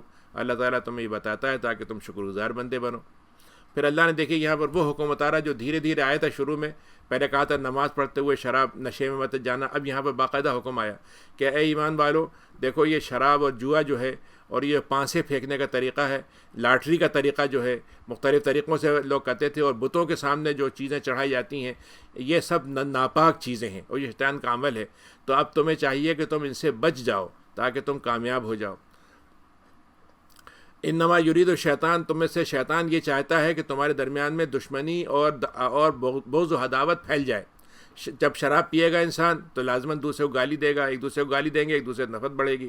جوا کھیلیں گے، ایک دوسرا ہار جائے گا تو ہارنے والا دوسرے کو لعنت بھیجے گا، اور یہ تمہیں اللہ تعالیٰ، پھر شراب سے کیا ہوگا، اللہ کے ذکر سے تم دور ہو جاتے ہو، اور نماز سے یہ تمہیں روک دیتی ہے، تو کیا اب تم رکنے والے ہو؟ فَهَلْ أَنْتُمْ مُنْتَهُونَ۔ اب یہاں پہ جو آیت ہے، ہمارے ہاں ایک آج کل کے جو ماڈرن طبقہ ہے وہ کہتا ہے قرآن مجید میں کہاں لکھا ہوا ہے کہ شراب حرام ہے۔ اب ان کے لیے بڑا مسئلہ یہ ہے کہ وہ یہ سمجھتے ہیں کہ اللہ تعالیٰ جب تک یہ نہیں کہے کہ شراب ہم نے تم پہ حرام کر دی، جب تک ان کی سمجھ میں نہیں آئے گا۔ اللہ تعالیٰ نے حرام کرنے کے بہت سے طریقے اختیار کیے ہیں۔ اب دیکھیے پہلی آیت میں 90 میں کیا کہا، فَاجْتَنِبُوهُ، یعنی اس سے بالکل دور رہو۔ اب دیکھیے اس کا کیا مطلب ہوا، دور رہو کا مطلب کیا ہے، یعنی اس کو مطلب یہ ہے کہ دور رکھنا، لیکن کوئی مطلب پائپ لگا کے پی لینا اسے کیا مطلب ہے، یعنی اس سے قطعاً تمہارا تعلق نہیں ہو چاہے۔ پھر یہاں پہ اللہ نے سوال کیا کہ کیا تم اب بھی نہیں رکو گے؟ اب بھی نہیں رکو گے جو سوالیہ نشان ہے، یہ اس کا مطلب کیا ہے؟ اس کا مطلب یہ ہے کہ ہم یہ چاہتے ہیں کہ تم رک جاؤ، اور اگر اب بھی نہیں رکتے تو اس کا مطلب پھر تم نے تو بات کو ہماری نہیں مانا۔ تو یہاں پر اللہ تعالیٰ نے یہ حکم دیا ہے، اب سمجھنے والے اس کو سمجھنا چاہیں گے تو قرآن مجید کے طریقے جو تعبیر ہے عبارت کرنے کا ہے اسے سمجھ جائیں گے، ورنہ پھر ایسی مین میخ نکالتے رہیں گے اور اپنے بہانے نکالتے رہیں گے۔ اب یہ دیکھیے 2 بری باتیں ہوتی ہیں، ایک تو بری بات ہوتی ہے ایک آدمی گناہ کرے۔ اچھا یہ آدمی گناہ گار ہے اور یہ مانے کہ میں گناہ کر رہا ہوں، تو اس کے لیے پھر بھی موقع ہی توبہ کر لے گا، اس کو ندامت ہوگی۔ لیکن جو سب سے بڑا برا کام ہے وہ کیا ہے کہ آدمی اس کو جسٹیفائی کرے کہ وہ کیسا آپ نے کہاں شراب حرام ہے، میں تو یہ کہیں بتا دیجئے کہاں لکھا ہوا ہے اسلام میں۔ تو ایسے جو لوگ ہوتے ہیں وہ گویا ڈبل کام کرتے ہیں، ایک تو کہتے ہیں چوری اور سینہ زوری، کہ جھوٹ بھی بول رہے ہیں اور اس کے ساتھ یہ خود جسٹیفائی بھی کر رہے ہیں۔ یہ کام نہیں ہونا چاہیے۔ کم سے کم آدمی میں اگر گناہ ہے تو گناہ کو گناہ ماننے کے بعد بھی امید ہوتی ہے کہ توبہ کر لے گا۔ واطیع اللہ واطیع رسول، دیکھو اللہ کی اطاعت کرو، رسول کی اطاعت کرو، اور ہوشیار بن کے رہو، یعنی بے وقوفوں کی طرح پاگلوں کی طرح نہیں رہو، ہوشیار بن کے رہو۔ فَإِن تَوَلَّيْتُمْ فَاعْلَمُوا، اگر تم اس کے بعد دوستی کر لیتے ہو، اللہ تعالیٰ کی باتوں کو مان لیتے ہو، تو سمجھ لو کہ تمہارا انما علی رسول بلاغ المبین۔ اب یہاں پر یہ ہے کہ دوستی نہیں، بلکہ تم اگر اپنے آپ کو اگر تم پھر جاتے ہو، یعنی ہماری باتوں سے پھر جاتے ہو، تو یہ سمجھ لو کہ تمہارے کام رسول کو پہنچانا تھا، تمہارے لیے اس نے پہنچا دیا۔ پھر اللہ نے یہاں ایک آیت استعمال کی ہے، اس کو بھی لوگ بعض دفعہ بڑا غلط استعمال کرتے ہیں۔ یہ آیت نمبر 93 ہے کہ جو لوگ ایمان لائیں اور عمل صالح کریں، تو اس کے بعد اگر انہوں نے کوئی کھانا غلط کھا لیا تو اس پہ کوئی حرج نہیں ہے، اگر وہ تقوی اختیار کریں اور ایمان لائیں اور عمل صالح کریں، اور پھر وہ تقوی میں آ جائیں اور ایمان کریں اور عمل صالح کریں، تو وہ اور احسان کریں تو اللہ تعالیٰ ان کو معاف کرنے والا ہے۔ اب یہاں اس آیت کا ایک مطلب یہ لوگ ایک زمانے میں حضرت عمر کے زمانے میں ایک آدمی نے یہ لیا کہ اس کا مطلب یہ ہے کہ میں نیک نماز پڑھوں، روزہ رکھوں، سارے اچھے کام کروں اور شراب بھی پی لوں اور برا کام بھی کر لوں۔ تو اس نے کہا دیکھیے اس میں تو لکھا ہوا ہے کہ اگر کسی آدمی نے ایمان اور عمل صالح کیا اور اگر کوئی چیز غلط بھی کھا لی تب بھی اس میں کوئی گناہ کی بات نہیں ہے، اگر وہ تقوی اختیار کرتا ہے۔ یہاں پر بتانے کا اس آیت کا اصل مطلب یہ ہے کہ اگر ایک آدمی نے ایک ایمان والا تھا اور اس سے گناہ ہو گیا، اور اس گناہ کے بعد پھر وہ اپنے آپ کو اس سے تقوی سے بچا لیا، اس نے یعنی اپنے آپ کو گناہ سے دور کر لیا اور عمل صالح میں بڑھتا چلا گیا، تو پھر اللہ تعالیٰ اس کو معاف کر دے گا۔ یہ نہیں کہ دونوں کام ساتھ ساتھ جاری رکھیں، اور دونوں کام جو ہیں وہ کوئی حرج نہیں ہے کہ ایک طرف جیسے کسی نے کہا تھا کہ بھائی در کف جام شریعت در کف سندان عشق، کہ ایک طرف ہم اللہ کے عشق کا دعویٰ بھی کریں اور دوسری طرف شراب کا جام بھی دوسرے ہاتھ میں ہمارے ہو، یہ دونوں چیزیں ساتھ نہیں چل سکتی۔ تو اس آیت سے جب آپ نے حضرت عمر نے سنا تو اس کو آپ نے سزا دی کہ تم آیت کو غلط استعمال کر کے تم اس کا اور ستیہ ناش کر رہے ہو، اور تمہارے اندر یہ جرت بھی ہوگی کہ تم اس کا حوالہ قرآن سے دے رہے ہو۔ یا ایھا الذین آمنوا، یہ پرانی زمانے کی باتیں ہیں، جب احرام میں لوگ چلتے تھے تو اس زمانے میں شکار ہو جاتا تھا، تو اللہ نے کہا کہ دیکھو ہو سکتا ہے جب تم احرام کی حالت میں ہو تو تمہارے لیے ایک آزمائش بن جائے کہ تم جانور تمہیں دکھے، اور کھانے پینے کا انتظام تو اس وقت ہوتا نہیں تھا، شکار کر کے ہی کھاتے تھے، اب شکار سے تمہارے اندر آزمائش ہو جائے گی۔ تو یہ بات سمجھ لو کہ اگر تم نے اس کو پکڑ لیا تمہارے ہاتھوں سے یا تمہارے نیزوں سے، اللہ تعالیٰ اس بات کو تمہیں جانتا ہے، لیعلم اللہ۔ اب یہاں پر اللہ تعالیٰ آزمائش میں کیوں ڈال رہا ہے؟ تاکہ وہ دیکھنا چاہتا ہے کہ بغیر دیکھے اللہ کے تم اللہ سے ڈرتے ہو کہ نہیں ڈرتے۔ تو اگر کسی نے ان میں سے زبردستی کی، زیادتی کی، آگے بڑھ گئے تو اللہ کو عذاب دے گا اللہ تعالیٰ ان کو۔ اور پھر اللہ نے کہا کہ دیکھو تم شکار کو احرام کی حالت میں مت مارو، اگر تم نے مار دیا تو پھر تمہیں اس کی سزا دینا ہوگی۔ سزا کیا ہے کہ تمہیں ایک جانور ہے، مثلا ہرن ہے تو ہرن کے برابر جانور جو ہوگا، جیسے مثلا فرض کیجئے بھیڑ ہے وہ ہوگی، اگر فرض کیجئے کہ نیل گائے مار دی تو اونٹ اس کی جگہ پہ قربانی میں دینا ہوگا، یعنی دیت میں دینا ہوگا۔ تو اس کے بارے میں جو اہل علم ہوں گے، سمجھدار لوگ ہوں گے، وہ یہ فیصلہ کریں گے کہ اس جانور کے بدلے میں کون سا جانور، اگر کسی نے مثلا خرگوش مار دیا تو خرگوش کے بدلے میں کون سا جانور جو ہے بدلے میں چڑھایا جائے، اور یہ جانور جو ہوگا یہ کعبے میں جا کر اس کو ذبح کیا جائے گا تاکہ یہ تمہارے لیے وہ ہو جائے، یا پھر تم یہ ہے مسکین کا کھانا کفارے میں دو، یا اس کے برابر تم کو، یا پھر روزہ رکھو تاکہ تمہیں جو تم نے غلط کام کیا ہے اس کی تمہیں تکلیف تمہیں محسوس ہو۔ عفا اللہ عما سلف، اس سے پہلے جو حکم کے اترنے سے پہلے تم نے یہ کام کیا تھا تو ہم تو معاف کرتے ہیں، لیکن اب اگر کرو گے تو اللہ تعالیٰ ان سے انتقام لے گا۔ اللہ تعالیٰ بہت ہی عزیز بھی ہے اور انتقام لینے کی اس کے اندر اہلیت بھی ہے۔ احل لکم صید البحر، ہاں تم سمندر سے اگر آ رہے ہو تو ظاہر ہے سمندر میں تو کوئی اور چیز کھانے کو ملتی نہیں ہے، تو وہاں کا شکار تم کھا سکتے ہو کہ وہاں کی مچھلی تم نے پکڑ لی اور اس کو کھا لیا، تو شکار کرنے میں احرام کی حالت میں کوئی حرج نہیں ہے۔ یہ طعام ہو، اور یہ تمہارے لیے کھانا ہے، متاع ہے، راستے کی ضرورت ہے اور قافلے والوں کے لیے ضرورت ہے، لیکن جو خشکی والا شکار ہے اس کو مت کرو تم جب تک کہ احرام کی حالت میں ہو۔ جعل اللہ الکعبۃ البیت الحرام، یہ اللہ تعالیٰ نے بہت اہم آیت ہے کعبے کے تعلق سے کہ اللہ تعالیٰ نے اس کعبے کو بنایا کیا؟ حرام گھر، یعنی حرمت والا گھر۔ یعنی حرام جو اصل میں لفظ ہے وہ نکلا ہے حرمت سے، یعنی حرام اس لیے ہم کہتے ہیں کہ ہم اللہ کی حرمت کی خاطر یہ کام نہیں کریں گے، یہ مطلب ہے اس کا، ورنہ حرام کا یہ مطلب نہیں کہ نجس، بولا کوئی کہتا ہے کہ شراب نجس ہے یا سور نجس ہے تو اس کو حرام کہتے ہیں، نہیں، حرام کا مطلب یہ ہے کہ اللہ کا گھر جو ہے وہ حرام ہے، کیونکہ یہ اللہ کی حرمت کی علامت ہے۔ قیاما للناس، ہم نے کیوں بنایا اس گھر کو؟ تاکہ لوگ اس سے جڑ جائیں گے تو کھڑے ہو جائیں گے، یعنی لوگوں کے اندر کھڑے ہونے کی صلاحیت پیدا ہو جائے گی، ورنہ لوگ بکھرے رہیں گے، ان کی کوئی بنیاد نہیں بنے گی، ان کی کوئی ایک دوسرے کے ساتھ جوڑ نہیں بنے گا۔ لیکن جب یہ اس کے ارد گرد جمع ہو جائیں گے تو سارے لوگ کھڑے ہو کر ایک امت بن جائیں گے۔ اور ہم نے یہ شہر حرام جو ہے، مہینہ ہے حرام کا، اس کو ہم نے اہمیت دی ہے، اور جو قربانی ہوتی ہے اور جو اس کے قربانی پہ جانور پہ رسی باندھی جاتی ہے، ہم نے ان سب کو بہت عظمت والا بنا دیا ہے، کیونکہ وہ سب اللہ کے گھر سے جڑے ہوئے ہیں۔ اور یہ ہم نے اس لیے بنایا ہے تاکہ زمین آسمان کو تمہیں معلوم ہو جائے صرف اللہ کی ہے، اللہ تعالیٰ کے پاس ہر چیز کا علم ہے۔ اور دیکھو اللہ تعالیٰ سخت عذاب دینے والا بھی ہے اور غفور رحیم بھی ہے۔ معاذ رسول، اور رسول کا کام تو صرف پہنچا دینا تھا، وہ بس اس نے پہنچا دیا، اب تم عمل کرتے ہو نہیں کرتے یہ تمہارا کام ہے۔ اللہ کے نبی کا کام نہیں ہے کہ تم کو زبردستی عمل کروائے، اور جو تم کرتے ہو سامنے آ کر کرتے ہو یا چھپا کے کرتے ہو، اللہ کے علم میں سب آ جاتا ہے۔ اور دیکھو ایک بات یاد رکھو کہ خبیث چیز طیب کا برابری میں نہیں آ سکتی، چاہے خبیث بہت زیادہ ہو۔ یعنی آج آپ دیکھ لیں کہ مسلمان 10% ہیں یا 15% ہیں، فرض کیجئے، یا 1/3 ہیں، لیکن باقی لوگ ہیں، تو اگر آپ کے ساتھ میجارٹی پہ فیصلہ ہوگا، جیسے آج کل پارلیمنٹ ہوتی ہے کہ صاحب سے 51% جو کہہ دیا وہ جائز ہو گیا۔ اسلام کہتا ہے کہ خبیث خبیث رہے گا چاہے 100% لوگ اس کو مان لیں، اور طیب طیب رہے گا چاہے 1% اس کے ماننے والے ہوں۔ تو اللہ تعالیٰ نے کہا کہ چاہے تمہیں خبیث کی تعداد زیادہ لگے اور اچھی لگے، اس سے کوئی فرق نہیں پڑے گا، خبیث خبیث ہی رہے گا۔ اگر مشرک جو ہے زیادہ بڑھ جائیں تو آپ کے ساتھ آج سے شرک زیادہ اہمیت ہو گیا۔ آج کے زمانے میں اسلام پہ عمل کرنا مشکل ہے، تو ساتھ دوسروں پہ عمل کر لیجئے، اسلام کو چھوڑ دیجئے۔ تو اللہ تعالیٰ نے کہا کہ یہ پالیسی جو ہے یہ اسٹیٹکس کی ہے، اسلام جو ہے وہ اسٹیٹکس کا دین نہیں ہے کہ صاحب کون زیادہ مانتا ہے اس کو کون کم مانتا ہے۔ اصل چیز یہ ہے کہ وہ حق رہے گا، چاہے اکیلا ہو، کوئی بھی ماننے والا نہ ہو۔ تو ڈرتے رہو اللہ تعالیٰ کے ساتھ تاکہ تم کامیابی کا راستہ پالو۔ اے لوگو، تم بہت سے سوالات ہم تمہیں حکم دیتے ہیں۔ یہاں یہ آیت جو ہے یہ اس موقع کی جب وحی اتر رہی تھی، تو آپ نے فرمایا کہ دیکھو بیکار کے سوال یا بلا ضرورت سوال مت کیا کرو، کیونکہ اگر ہم اس کے بارے میں بتا دیں گے تمہیں اور اس سے تکلیف بڑھ جائے گی، اور خاص طور سے جب تم سوال کرتے ہو جب قرآن اتر رہا ہے، تب دلکم عفا اللہ عنہ، تو اس کی وجہ سے تمہارے لیے بعض باتیں ایسی ظاہر کر دی جائیں گی جو تمہیں نہیں کرنا، تمہیں مشکل میں ڈال دیں گی۔ یعنی کہنے کا مطلب یہ ہے کہ آدمی بلا ضرورت سوال نہ کرے۔ تو یہ نبی کے زمانے میں تو بالکل اس کی مطلب ایک مانیت تھی کہ آپ خواہ مخواہ کا سوال کریں، لیکن جب اسلام کی وحی اتر چکی، ختم ہو گئی، اب کوئی مسئلہ نہیں ہے، تو اب سوال انسان کر سکتا ہے، لیکن سوال ہونا چاہیے علم کو جاننے کے لیے۔ مطلب دو طرح کے لوگ سوال کرتے ہیں، ایک تو ہوتا ہے اعتراض اٹھانے کے لیے کہ صاحب ایسا کیوں ہے، بھئی آپ نے اس کے بارے میں جب پڑھائی نہیں ہے، آپ کو معلوم نہیں، تو آپ کو اعتراض نہیں کرنا چاہیے۔ دوسرا سوال آدمی اٹھاتا ہے صرف برائے بحث، مطلب یوں ہی سوال کیے جا رہے ہیں لیکن مسئلہ کچھ نہیں، اسے یوں خواہ مخواہ کے لیے پوچھنے کے لیے۔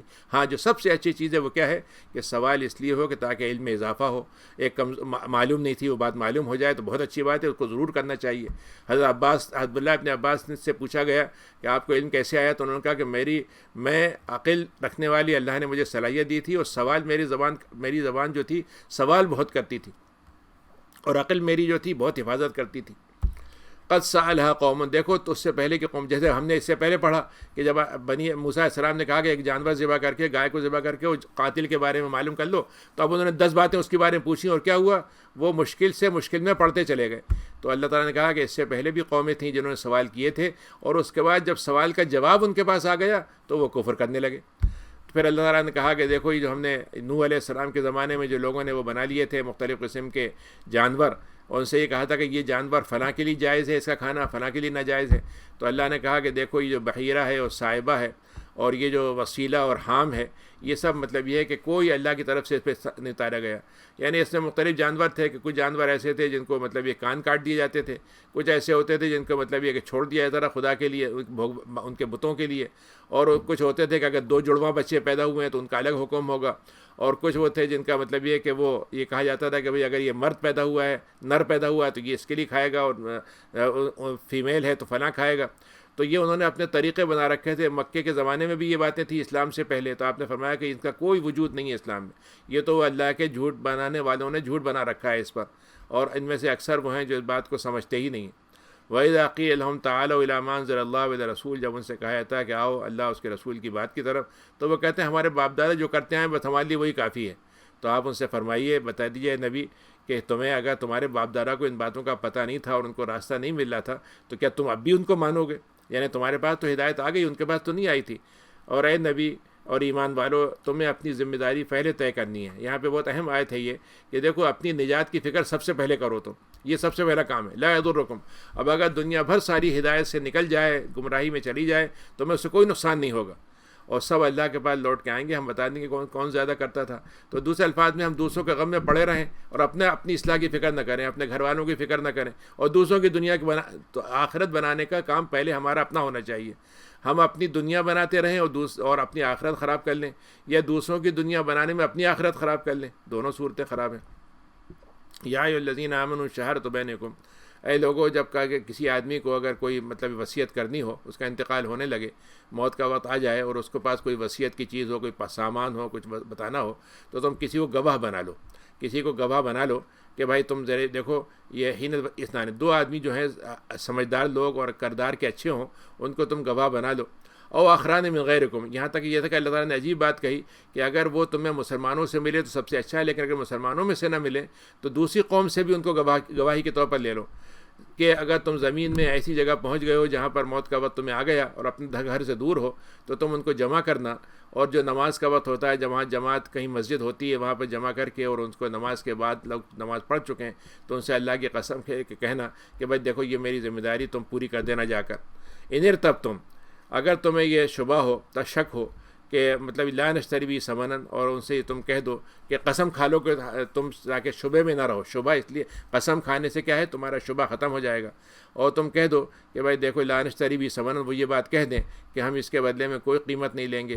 ولو کان ذا قربیٰ, چاہے وہ ہمارے خلاف ہو, ہمارے رشتہ داروں کے خلاف جائے.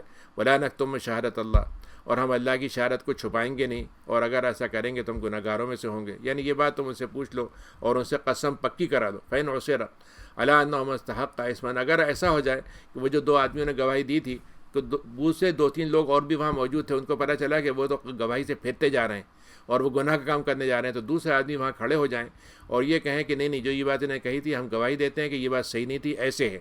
تو وہ جو اس کا حق مارنا چاہتے ہیں وہ اس کے بارے میں بتا دیں کہ بھائی یہ زیادہ قریب جو شہادت تھی, تو ایک شہادت کو ہٹا کر دوسری شہادت لائی جائے. فیقسمان باللہ, تو وہ قسم کھائیں گے کہ ہماری شہادت جو ہے ان کی شہادت کے مقابلے میں زیادہ صحیح ہے اور ہم کوئی غلط بات نہیں کر رہے ہیں. ذالک ادنیٰ ان یاتوا بالشہادۃ ذا وجہا. یہ اس لیے ہم نے یہ تمہیں ترکیب بتائی ہے, تدبیر بتائی ہے, یہ راستہ بتایا ہے تاکہ جو شہادت دی جائے وہ صحیح طریقے پہ دی جائے. او یخافوا ان ترد ایمانہم بعد ایمانہم, اور ان کو بھی پتہ چل جائے کہ اگر انہوں نے صحیح طریقے سے نہیں دی تو ان کی قسم کو لوٹا دیا جائے گا. یعنی انہوں نے جو قسم کھائی تھی اس کو کوئی دوسرا آدمی اس کو جھوٹا ثابت کر دے گا, تو وہ جھوٹ سے بچنے کے لیے خود بھی ان کو خیال ہو جائے گا کہ اگر ہم نے ایسا نہیں کیا تو ہم پکڑے جائیں گے. دیکھو اللہ سے ڈرتے رہو, سنتے رہو. اللہ واسمعوا ان اللہ لا یہدی القوم الفاسقین. فاسقوں کو اللہ ہدایت نہیں دیتا. پھر اس کے بعد یہاں سے حدیثہ کا تذکرہ شروع ہو رہا ہے. اللہ تعالیٰ کہتا ہے ہم قیامت کے دن رسولوں کو جمع کریں گے اور ان سے پوچھیں گے کہ تمہاری قوم نے تم سے کیا کہا تھا, تمہاری دعوت میں جواب میں کیا دیا تھا. تو قوم جو ہے وہ کیا کہے گی, لا علم لنا, یعنی دونوں باتیں, یا نبی کہیں گے کہ بھائی ہمیں تو ہمارے جانے کے بعد کیا انہوں نے کیا ہمیں نہیں معلوم, یا یہ ہے کہ قوم یہ کہے گی کہ صاحب ہم سے تو انہوں نے کچھ کہا ہی نہیں تھا. اور آپ تو اللہ تعالیٰ کہے گا, وہ نبی تو یہ کہیں گے اللہ میاں آپ ہم سے زیادہ جانتے ہیں, ہمیں نہیں معلوم انہوں نے کیا جواب دیا تھا, یا ان کا جواب کتنا صحیح تھا کتنا غلط تھا. یا یہ ہے کہ وہ قوم یہ کہے گی کہ صاحب ہمیں تو کچھ نہیں بتایا گیا تھا. اذ قال اللہ یا عیسیٰ, اللہ تعالیٰ نے عیسیٰ سے کہا, ابن مریم جو ہیں, کہ تمہیں میری نعمتوں کو یاد کرنا چاہیے, تم پر اور تمہاری والدہ پر ہم نے جو نعمتیں کی ہیں, تم کو روح القدس جبریل سے مدد کروائی تمہاری. تم تو بچپن میں بھی بولتے تھے, اور اب تم بڑھاپا کا زمانہ جب آئے گا ادھیڑ عمر کا تب بھی تم بولو گے. اور ہم نے تم کو جو ہے کتاب اور حکمت اور تورات سے نوازا ہے, انجیل سے نوازا ہے, اور تمہیں یہ صلاحیت دی کہ تم ایک مٹی سے ایک پرندے کی شکل بناؤ اور اس کو پھونکو تو وہ زندہ پرندہ اڑتا ہوا چلا جائے. اور تم ایک ایسے آدمی کو جو اندھا ہوتا ہے اور جس کو کوڑھ کا مرض ہوتا ہے اس کو تم ٹھیک کر دیتے ہو, اور مردہ کو قبر سے نکال کے اس کو تم زندہ کر دیتے ہو. اور وہ اس کفف تو بنی اسرائیل عن کا, اور ہم نے بنی اسرائیل نے جب تمہیں چاہا کہ تمہیں نقصان پہنچائیں تو ہم نے بنی اسرائیل کو تمہارے پاس پہنچنے سے روک دیا. اس جے تم بالبینات, حالانکہ تم ان کے پاس بہت کھلی نشانیاں لے کر آئے تھے. فقال الذین کفروا, اور جب نشانیاں دینے کے سننے کے بعد ان لوگوں نے کیا کہا, کافروں نے, کہ ہمیں تو یہ جادو لگتا ہے. وَإِذْ أَوْحَيْتُ لِلْحَوَارِيِّينَ, پھر ہم نے ہمارے حواریین جو تھے ان کے دلوں میں یہ ڈالا, یعنی جو حدیث علیہ السلام کے ماننے والے تھے, یعنی ان کے صحابہ کہہ لیجئے وہ تھے, ان کے دل میں ہم نے یہ ڈال دیا کہ وہ ہمارے رسول پر ایمان لائیں, تو وہ لوگ لے آئے ایمان. تو انہوں نے کہا ایمان لاتے ہیں، ہم گواہی دیتے ہیں کہ ہم مسلمان ہیں۔ اور پھر حواریین نے ایک دفعہ ایک بات یہ کہی کہ عیسیٰ ابن مریم سے کہ کیا آپ کا رب ایسا کر سکتا ہے کہ آسمان سے کھانے کا دسترخوان اتارے؟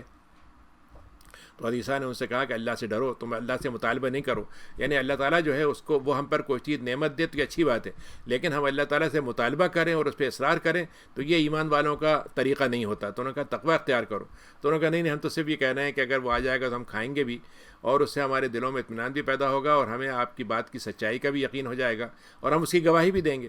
تو عیسیٰ ابن مریم نے اللہ تعالیٰ سے دعا کی کہ اللہ میاں یہ کہہ رہے ہیں تو آپ ایک آسمان دسترخوان اتار دیجئے تاکہ یہ ہمارے لیے خوشی کا دن ہو جائے، ہمارے پہلے والوں کے لیے بھی، ہمارے بعد والوں کے لیے، اور آپ کی طرف سے ایک نشانی ہو جائے، اور آپ ہم کو بہترین رزق دینے والے تو ہیں ہی، یہاں سے رزق دے دیجئے۔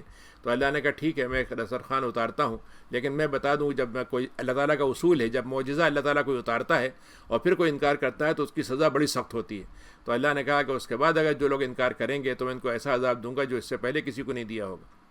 وَإِذْ قَالَ اللَّهُ يَا عِيسَىٰ، اللہ تعالیٰ قیامت کے دن اللہ عیسیٰ ابن مریم سے پوچھے گا کیا کہ تم نے لوگوں سے یہ کہا تھا کہ مجھے اللہ کو چھوڑ کر مجھے اور میری ماں کو خدا بنانا، اللہ کو چھوڑ کر؟ تو وہ عیسیٰ اس وقت قیامت کے دن کہیں گے اللہ تعالیٰ آپ کی ذات تو پاک ہے اور میں یہ بات کیسے کہہ سکتا ہوں جو حق ہی نہیں ہے، مجھے نہ حق ہے اور نہ یہ حق والی بات ہے، اگر میں نے کہا ہوتا تو آپ تو جانتے ہیں، تعلم ما فی نفسی ولا اعلم ما فی نفسک، اللہ تعالیٰ جو آپ کے دل میں ہے وہ تو میں نہیں جانتا لیکن میرے دل میں جو ہے آپ جانتے ہیں، اور آپ تو ہر چیز کا، جتنے ہی غیب کی چیزیں سب کا آپ علم رکھتے ہیں۔ ما قلت لهم، لیکن پھر میں آپ سے کہتا ہوں کہ میں نے نہیں کہا، اور میں نے تو یہ کہا تھا ان سے کہ اللہ کی عبادت کرو جو میرا رب ہے اور تمہارا رب ہے، وَكُنْتُ عَلَيْهِمْ، اور جب تک میں زندہ تھا ان پر گواہی دیتا تھا، فَلَمَّا تَوَفَّيْتَنِي، جب آپ نے مجھ کو اوپر اٹھا لیا تو میں آپ ان کے نگراں تھے اور آپ ہی ان کی گواہی دینے والے ہوں گے۔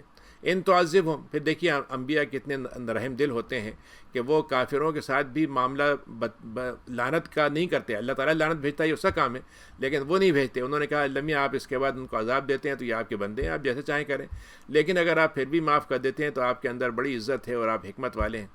قال اللہ ھذا، تو اللہ تعالیٰ نے کہا قیامت کے دن یہ ہوگا جس دن صرف سچ بولنے والوں کو سچ فائدہ پہنچائے گا، اور ان کے لیے جنتیں ہوں گی، نہریں بہتی ہوں گی، ہمیشہ وہاں رہیں گے، اللہ بھی ان سے راضی ہوگا اور وہ بھی اللہ سے راضی ہوں گے۔ یہ بہت بڑی کامیابی ہے۔ یہ دیکھیے اللہ نے دو طرفہ بات کہی ہے کہ اللہ ان سے راضی ہو جائے اور اللہ سے وہ راضی ہو جائیں۔ عام طور سے میں لوگوں سے یہی کہتا ہوں کہ ہمارے ہاں بڑا مسئلہ یہ ہے کہ ہمارے ہاں انسان اللہ سے راضی ہو جائے یہ بڑی مشکل بات ہے، ہم اللہ سے ہزاروں شرطیں لگاتے رہیں گے اور ناشکری کرتے رہیں گے۔ تو یہ بہت اہم بات ہے کہ ہم اللہ کی جیسی بھی زندگی اللہ نے ہمیں دی ہے، جو بھی ہم کچھ دیا ہے اس پر ہم راضی رہیں، چاہے صبر کے ساتھ ہو چاہے شکر کے ساتھ ہو، تو پھر اللہ کی رضامندی بھی طے ہے۔ للہ ملک السماوات والارض، اللہ تعالیٰ کے لیے زمین آسمان کی بادشاہت ہے اور جو کچھ بھی اس کے اندر ہے، اور وہ ہر چیز پر قدرت رکھتا ہے۔ اس کے بعد یہ سورہ انعام ہے، یہ مکی صورت ہے، یعنی اس سے پہلے تو مدنی صورت تھی، تو یہ مکی صورت ہے، اس کو ہم ابھی پڑھتے ہیں۔ الحمدللہ الذی خلق السماوات والارض، اللہ تعالیٰ وہی ہے اللہ کی ذات جس نے آسمان اور زمین کو پیدا کیا ہے، جس نے آسمان اور زمین کو پیدا کیا ہے۔ وجعل الظلمات والنور، اور اس نے روشنیاں بھی بنائی ہیں، روشنی بھی بنائی ہے نور کی، اور بہت سی تاریکیاں بھی بنائی، تاریکیاں ہمیشہ زیادہ ہوں گی، نور ہمیشہ ایک ہوگا۔ ثم الذین کفروا، لیکن بعض لوگ ایسے ہیں جو کفر کرنے کے بعد اللہ تعالیٰ کے ساتھ دوسروں کو جوڑ کے دیکھتے ہیں، یعنی اللہ تعالیٰ نے یہ رزق دیا تو کہتے تھا تو فلاں بھی رزق دیتا ہے، اللہ تعالیٰ نے یہ کام کیا فلاں بھی یہ کام کرتا ہے، تو اللہ تعالیٰ کے برابر بنانے والے ہوتے ہیں کفر کرنے والے، یعنی اللہ کی ذات تو سب سے اونچی ہونی چاہیے لیکن وہ اللہ تعالیٰ کو دوسروں سے جوڑ کے دوسروں کو اللہ کے برابر کر دیتے ہیں۔ هو الذی خلقکم من طین، اس نے اللہ نے تم کو مٹی سے پیدا کیا تھا، یہاں آدم علیہ السلام کو، تو پھر اس کے بعد ہم نے تمہارے لیے ایک مدت طے کر دی ہے کہ ایک مدت ہے جس کے بعد وجر مسمى، اور جو ایک مدت آنے والی ہے جس کے میں تمہیں شک نہیں کرنا چاہیے، جس کو آنے میں کوئی شبہ نہیں ہے۔ ایک مدت تمہاری زندگی کی بنائی ہے اور ایک مدت اس دنیا کی بنائی ہے۔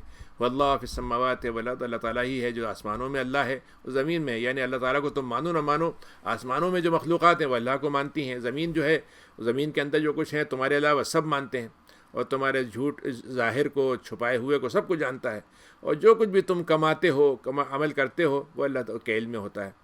اور اللہ کے پاس عجیب معاملہ ہے کہ جب ان کے پاس اللہ کی طرف سے نشانی آتی ہے، نشانیوں میں سے نشانی آتی ہے تو اسے منہ پھیر لیتے ہیں۔ فقط کذبوا بالحق، تو یہ لوگ حق کو جھٹلاتے ہیں جبکہ ان کے پاس آ چکا ہوتا ہے۔ فسوف یاتیہم، تو ایک وقت ایسا آئے گا جب اللہ تعالیٰ ان کو بتائے گا کہ تم وہ مذاق جو اڑاتے تھے وہ تمہارے ساتھ اس کا انجام اب کیا ہوگا۔ الم یروا کم اہلکنا من قبلہم، کیا انہوں نے دیکھا نہیں کہ ہم نے اس سے پہلے کتنی قوموں کو، کتنی صدیاں گزر چکی جس میں ہم نے لوگوں کو بڑی طاقت دی تھی لیکن ہم نے ان کو ہلاک کر دیا۔ اور ان کے ہاں عالم یہ تھا کہ جو ہم نے ان کو وہ اقتدار دیا جو تم کو نہیں دیا، اور ہم نے ان کے لیے زمین پر آسمان سے بارش کے مطلب موسلادھار بارش کر دی تاکہ وہ دنیا کی تمام زراعتیں ان کی پیداوار اس سے پنپ سکیں، اور ہم نے نہریں ان کے لیے جاری کر دی تاکہ وہ اس کے ساتھ پانی سے فائدہ اٹھائیں۔ لیکن جب وہ دنیا کے اندر ہلاکت انہوں نے کہاں سے آئی؟ جب ان کے گناہ بڑھ گئے، اور ہم نے اس کے بعد دوسری قوموں کو ان کی جگہ کھڑا کر دیا۔ یہاں پر اللہ تعالیٰ بہت اہم اصول بتا رہا ہے کہ قوموں کی تباہی جو ہے وہ اس لیے نہیں ہوتی کہ ان کے پاس بھوک سے مر گئے، اس لیے نہیں آتی کہ ان کے پاس اسلحہ نہیں تھا، اس لیے نہیں آتی کہ ان کے پاس مطلب یہ دنیا کی کچھ نعمتیں کم ہو گئی تھیں۔ ان کی ہلاکت ہوتی ہے اللہ تعالیٰ کے گناہوں کی وجہ سے۔ دنیا تو ان کے سامنے بہت بھری رہتی ہے، لیکن جب وہ گناہ پہ بڑھتے چلے جاتے ہیں تو یہ ہلاکت کا ذریعہ ہوتا ہے ان کے پاس۔ یہ اللہ کا اصول ہے، یعنی یہی وہ چیز ہے جس کو ہم لا آف نیچر سے نہیں سمجھ سکتے۔ لا آف نیچر تو ہم کو صرف یہی بتائے گا کہ فلاں صاحب کا مادی طاقت تھی، فلاں طاقتور تھا، فلاں کمزور تھا، اس لیے ہار گئے۔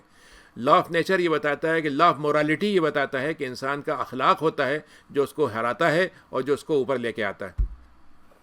یہ ہلاکت کا قانون ایک فرد کے لیے ہوتا ہے، یہ قوم کے لیے ہے، یہ قوموں کے لیے اللہ تعالیٰ نے بتایا۔ ہو سکتا ہے نیک لوگ ان میں ہوں، لیکن جب قوم میں زیادہ لوگ برے ہو جائیں اور برائی غالب ہو جائے تو نیک لوگوں کی نیکی بھی ان کو پھر نہیں بچاتی۔ وَلَوْ أَنزَلْنَا عَلَيْكَ كِتَابًا فِي قِرْطَاسٍ، یہ بعض دفعہ عجیب مطالبے کرتے ہیں، ابھی کہتے ہیں صاحب کتاب جو ہے اگر ایک کاغذ کے اندر، کاغذ کے ایک مطلب قرطاس کہتے ہیں، جو مطلب یہ کہ پرانے زمانے میں جو مطلب مختلف ذریعے ہوتے تھے جس کے ذریعے سے کاغذ بنایا جاتا تھا، تو اس کے بعض دفعہ تو یہ ہوتا ہے کہ صفحے ہوتے ہیں، بعض دفعہ یہ ہوتا ہے کہ وہ رول ہوتا ہے۔ تو اللہ تعالیٰ نے کہا کہ اگر ہمیں قرطاس کی شکل میں اگر کتاب اتار کے دے دیں اور اپنے ہاتھوں سے چھو بھی لیں تو جو کفر کرنے والے پھر بھی یہی کہیں گے ارے تو ہمیں جادو لگ رہا ہے، یعنی پھر بھی وہ نہیں مانیں گے۔ یعنی وہ ماننے، جس کو نہیں ماننا ہے وہ کسی حال میں نہیں مانے گا، لیکن جو ماننے والا ہوتا ہے وہ اللہ تعالیٰ کی ایک بات ہی اس کے لیے اتنی اہم ہو جاتی ہے کہ وہ ساری باتیں مان لیتا ہے۔ اور وہ کہتے ہیں کہ ہمارے پاس فرشتے کیوں نہیں اترتے؟ اللہ تعالیٰ نے کہا کہ اگر دنیا کے اندر فرشتے آباد ہوتے تو ہم تمہارے لیے فرشتے اتار دیتے، لیکن ہمارا اصول یہ ہے کہ اگر تمہارے مطالبے پہ ہم فرشتہ بھیجیں گے تو پھر اس کے بعد اگر تم نے انکار کیا تو پھر ہم مہلت نہیں دیتے۔ اور اس دنیا میں اگر فرشتے آباد ہوتے تو ہم ان کے ہاں مطلب یہ کہ ان کو فرشتے بھیج دیتے، لیکن اگر ہم دنیا میں فرشتہ بھیجتے بھی ہیں تو اس کو ایک انسان کی شکل میں بھیجتے ہیں تاکہ وہ ان کے اندر، ان سے گھبراہٹ ان کے اندر نہ پیدا ہو۔ وَلَقَدْ اسْتُهْزِئَ بِرُسُلٍ مِّن قَبْلِكَ، اور اس سے پہلے رسولوں کے ساتھ بہت مذاق ان کا اڑایا گیا ہے۔ تو کیا ہوا کہ ان کے جو انہوں نے مذاق اڑایا تھا اس کی وجہ سے وہ اس کے گھیرے میں آ گئے، اور وہ اس کے نتیجے میں جو اللہ تعالیٰ نے ان کے ساتھ مذاق کیا وہ کیا تھا کہ ان کو تباہ کر دیا۔ قُلْ سِیرُوا فِی الْأَرْضِ، تم زمین میں چل کے دیکھو تو تمہیں معلوم ہو جائے گا جھٹلانے والوں کا انجام کیسا ہے۔ آپ رومن امپائر کے حالات دیکھ لیجئے، آپ ایجپٹ پہ چلے جائیے، فرعون کو دیکھ لیجئے، دنیا کے اندر اور قومیں ہیں ان کو دیکھ لیجئے کیسی ان کی تباہی آئی۔ قل، آپ فرما دیں کہ اللہ زمین آسمان کی سب چیزیں اللہ کے لیے ہیں۔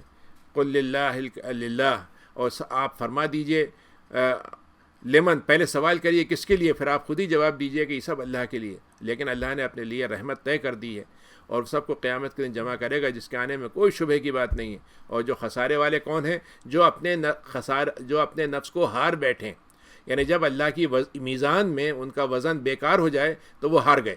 آخرت اگر ہار گئے تو اس کا مطلب وہ محروم ہے اور یہ ایمان نہیں لانے والے ہیں۔ وَلَهُ مَا سَكَنَ فِي اللَّيْلِ، اور اللہ تعالیٰ ہی کے لیے وہ ہے جو بستا ہے، مطلب یہ کہ جو چیز رہتی ہے زمین رات میں بھی اور دن میں، یعنی جو سکون کی حالت ہوتی ہے، جو سکن کی حالت ہوتی ہے، رہنے کی حالت، کچھ چیزیں جو رات میں نظر آتی ہیں کچھ دن میں، یہ ساری کی چیزیں اللہ کی ہیں اور اللہ تعالیٰ سے ہی کی بنائی ہوئی ہیں یہ سب۔ قل، اگر اللہ اتخذ، نبی آپ فرمائیں کہ میں اللہ کو چھوڑ کر کسی اور کو اپنا ولی بناؤں، جبکہ میں اس اللہ کو مانتا ہوں جس نے آسمان اور زمین کو پیدا کیا ہے اور وہ کھلاتا ہے اور اس کو کوئی نہیں کھلایا جاتا، اس کو کھلانے کی ضرورت ہی نہیں، کوئی اس سے اللہ تعالیٰ کسی سے کھانا نہیں مانگتا، وہ تو سب کو کھانا دیتا ہے۔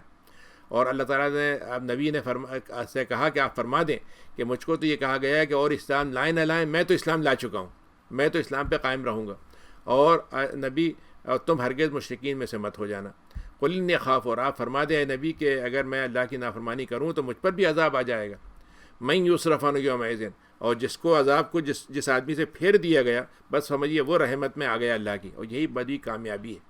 کامیابی یہ نہیں ہے کہ دولت انسان کے پاس $1 بلین ہو جائیں، کامیابی یہ ہے کہ $1 بلین سے آدمی جنت خرید لے۔ اگر یہ خرید لیتا ہے تو وہ کامیابی ہے، اور اگر وہ $1 سے بھی خرید لیتا ہے تب بھی کامیابی ہے۔ اللہ تعالیٰ کی رضامندی اصل کامیابی ہے جو آخرت میں ملے گی۔ ان یمسسک اللہ بضر، اگر اللہ تعالیٰ تمہیں کوئی تکلیف پہنچانا چاہے تو کوئی اس کو ہٹا نہیں سکتا سوائے اللہ کے، اور اگر خیر پہنچانا چاہے تو وہ اللہ تعالیٰ کے پاس پوری قدرت ہے کہ وہ جس کو چاہے دے دے گا۔ وہو القاہر، اور اللہ تعالیٰ کا حکم جو ہے بندوں کے اوپر چھایا ہوا ہے. وہ اللہ تعالیٰ کا حکم ایسا نہیں ہے کہ مجبوری میں اللہ تعالیٰ ریکویسٹ کر رہا ہے، کسی کا دل چاہے مان لیتا ہے تو مان لیتا نہیں. اللہ تعالیٰ اپنی بات منوانا چاہے تو بزور منوا سکتا ہے. وہ الگ بات ہے کہ اللہ تعالیٰ خود سے کہہ رہا ہے کہ بھائی میں تم سے اجازت دے رہا ہوں، تمہیں مطلب موقع دے رہا ہوں، تمہیں مہلت دے رہا ہوں. اور وہ حکمت والا ہے، خبریں رکھنے والا ہے. اللہ تعالیٰ سے بڑھ کر شہادت کس کی چاہیے تمہیں؟ اور اس سے پوچھو کس کی شہادت چاہیے اللہ کے لیے؟ آپ فرما دیے اللہ کی شہادت سب سے بڑی ہے، اور وہ ہمارے تمہارے درمیان میں گواہ ہے. اور اس نے یہ قرآن اتارا ہے مجھ پر تاکہ میں اس کے ذریعے تم کو ڈراوا دے دوں، اور جس کو بھی یہ پہنچ جائے، یعنی دنیا میں جہاں جہاں پہنچے گا قیامت تک، سب کے لیے یہ قرآن جو ہے ایک ڈراوے کی اور ایک وارننگ کی چیز ہے. اَإِنَّكُمْ لَتَشْهَدُونَ، کیا تم اس بات کی گواہی دو گے کہ اللہ کے علاوہ کوئی خدا ہے؟ اگر وہ کہیں ہم گواہی دیتے ہیں تو آپ فرما دیجیے کہ بہرحال میں گواہی نہیں دوں گا، کیونکہ میرے نزدیک وہ الہ ایک ہی ہے اور میں تمہارے شرک سے بری ہوں.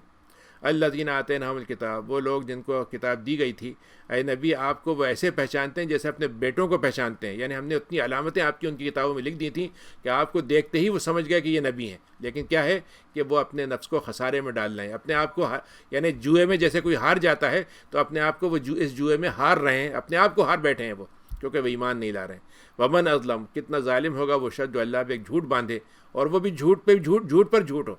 یعنی وہ افترا کہتے ہیں کسی چیز کو گڑھ لینا، اور گڑھ لینے کا مطلب ہوتا ہے کچھ تھوڑا سا سچ ملایا ہو، اور ایک یہ ہے کہ جھوٹ ہی جھوٹ ہو اس میں، اور یا اللہ کی آیتوں کی جھٹلا دے وہ. تو یہ ظالم ہوتے ہیں جو کامیاب نہیں ہوتے. اور ہم قیامت کے دن سب کو جمع کریں گے اور ہم ان سے پوچھیں گے للذین اشرکوا، جو لوگوں نے شرک کیا تھا ان سے پوچھیں گے اب وہ تمہارے وہ کہاں جن کو تم ہمارا شریک بناتے تھے، جن کا تمہارے بارے میں خیال تھا. ثم لم تکن فتنتہم، اس وقت ان کے اوپر ایک عجیب کیفیت حال ہوگی، ان کے اوپر ایک فتنے کی حالت طاری ہوگی کہ وہ کیا کہیں. تو وہ کہیں گے نہیں ہم تو خدا علمی ہم تو کبھی شرک کرتے ہی نہیں تھے.